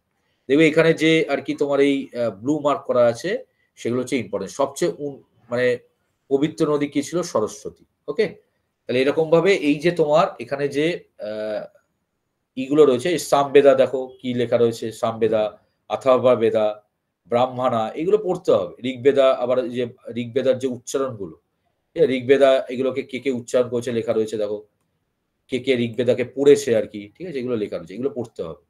আরণ্যকা, আরণ্যকা মানে হচ্ছে ফরেস্ট বুক। ঠিক আছে? সন্ন্যাসী যারা ছিল তাদের লাইফস্টাইল কি সেটা এখানে আরণ্যক নামে আর কি যে বইগুলো সেখানে লেখা রয়েছে। ঠিক আছে? উপনিষদ, এটা হচ্ছে শেষ অংশ, বেদের শেষ অংশ। ঠিক আছে? এটা হচ্ছে ফিলোসফিক্যাল পার্ট অফ বেদ। তো এই জায়গাটা মূলত পড়তে হবে, এখানে পড়ানোর কিছু নেই। তারপর বেদাঙ্গ রয়েছে, বেদের যে অংশ। ঠিক আছে? 6টা আর কি যে বেদাঙ্গ রয়েছে এটা, এবং তার সাথে দর্শন। দর্শন মানে ফিলোসফি। ঠিক আছে? 6টা যে দর্শন রয়েছে তোমরা জানো, ন্যায় দর্শন, গৌতমা, 6টা দর্শন রয়েছে ফিলোসফি। ঠিক আছে? এগুলো সব আমাদের কি রয়েছে? লিটারেচার আর কি সোর্সে রয়েছে 6টা দর্শন, এবং প্রত্যেকটার আর কি কে আর কি প্রপাউন্ডার সেটা তোমাদের পড়তে হয়, পরীক্ষা দেয়। এটা খুব দেয়। ন্যায় দর্শন কে লিখেছে? গৌতমা। ঠিক আছে? যোগা দর্শন পতঞ্জলি। ঠিক আছে? এগুলো বিখ্যাত। এছাড়া কি রয়েছে? 18টা পুরাণ রয়েছে। পুরাণ মানে হচ্ছে যেগুলোর মাধ্যমে আর কি আমাদের আর কি মাইথোলজিক্যাল স্টোরি, মানে যেখানে বিভিন্ন দেব দেবীর আর কি কিভাবে তাদের উৎপত্তি হলো এবং তাদের সম্পর্কিত যে গল্প আমরা পাই। পুরাণ কটা এরকম পুরাণ রয়েছে? 18টা। এর মধ্যে দেখো মৎস্য পুরাণ হচ্ছে সবচেয়ে পুরনো। মানে এই 18টা পুরাণ আছে, 18টা পুরাণের মধ্যে সবচেয়ে পুরনো আর কি যে পুরাণ যেটা, সেটা হচ্ছে মৎস্য পুরাণ। আর সবচেয়ে বৃহত্তম পুরাণ হচ্ছে সেটা হচ্ছে কি? বিষ্ণু পুরাণ। বিষ্ণু পুরাণ হচ্ছে সবচেয়ে ভলিউমিনাস, দেখো লেখা রয়েছে। ভলিউমিনাস মানে হচ্ছে বৃহত্তম। ঠিক আছে? তাহলে এই যে জায়গাটা আছে এটা বেসিক্যালি তোমাদের পড়তে হবে। ঠিক আছে? এখানে এই বেদাঙ্গে মানে এই যে লিটারেচারের যে পার্টটা আছে এটা তোমাদের পড়তে হবে। ওকে, আর বাকি যে আলোচনাটা সেটা আমি করে দিলাম। অনেক বড় চ্যাপ্টার, ক্লিয়ার হয়েছে? বলো। হ্যাঁ স্যার। হ্যাঁ স্যার। বাকিরা ঘুমিয়ে পড়েছো নাকি?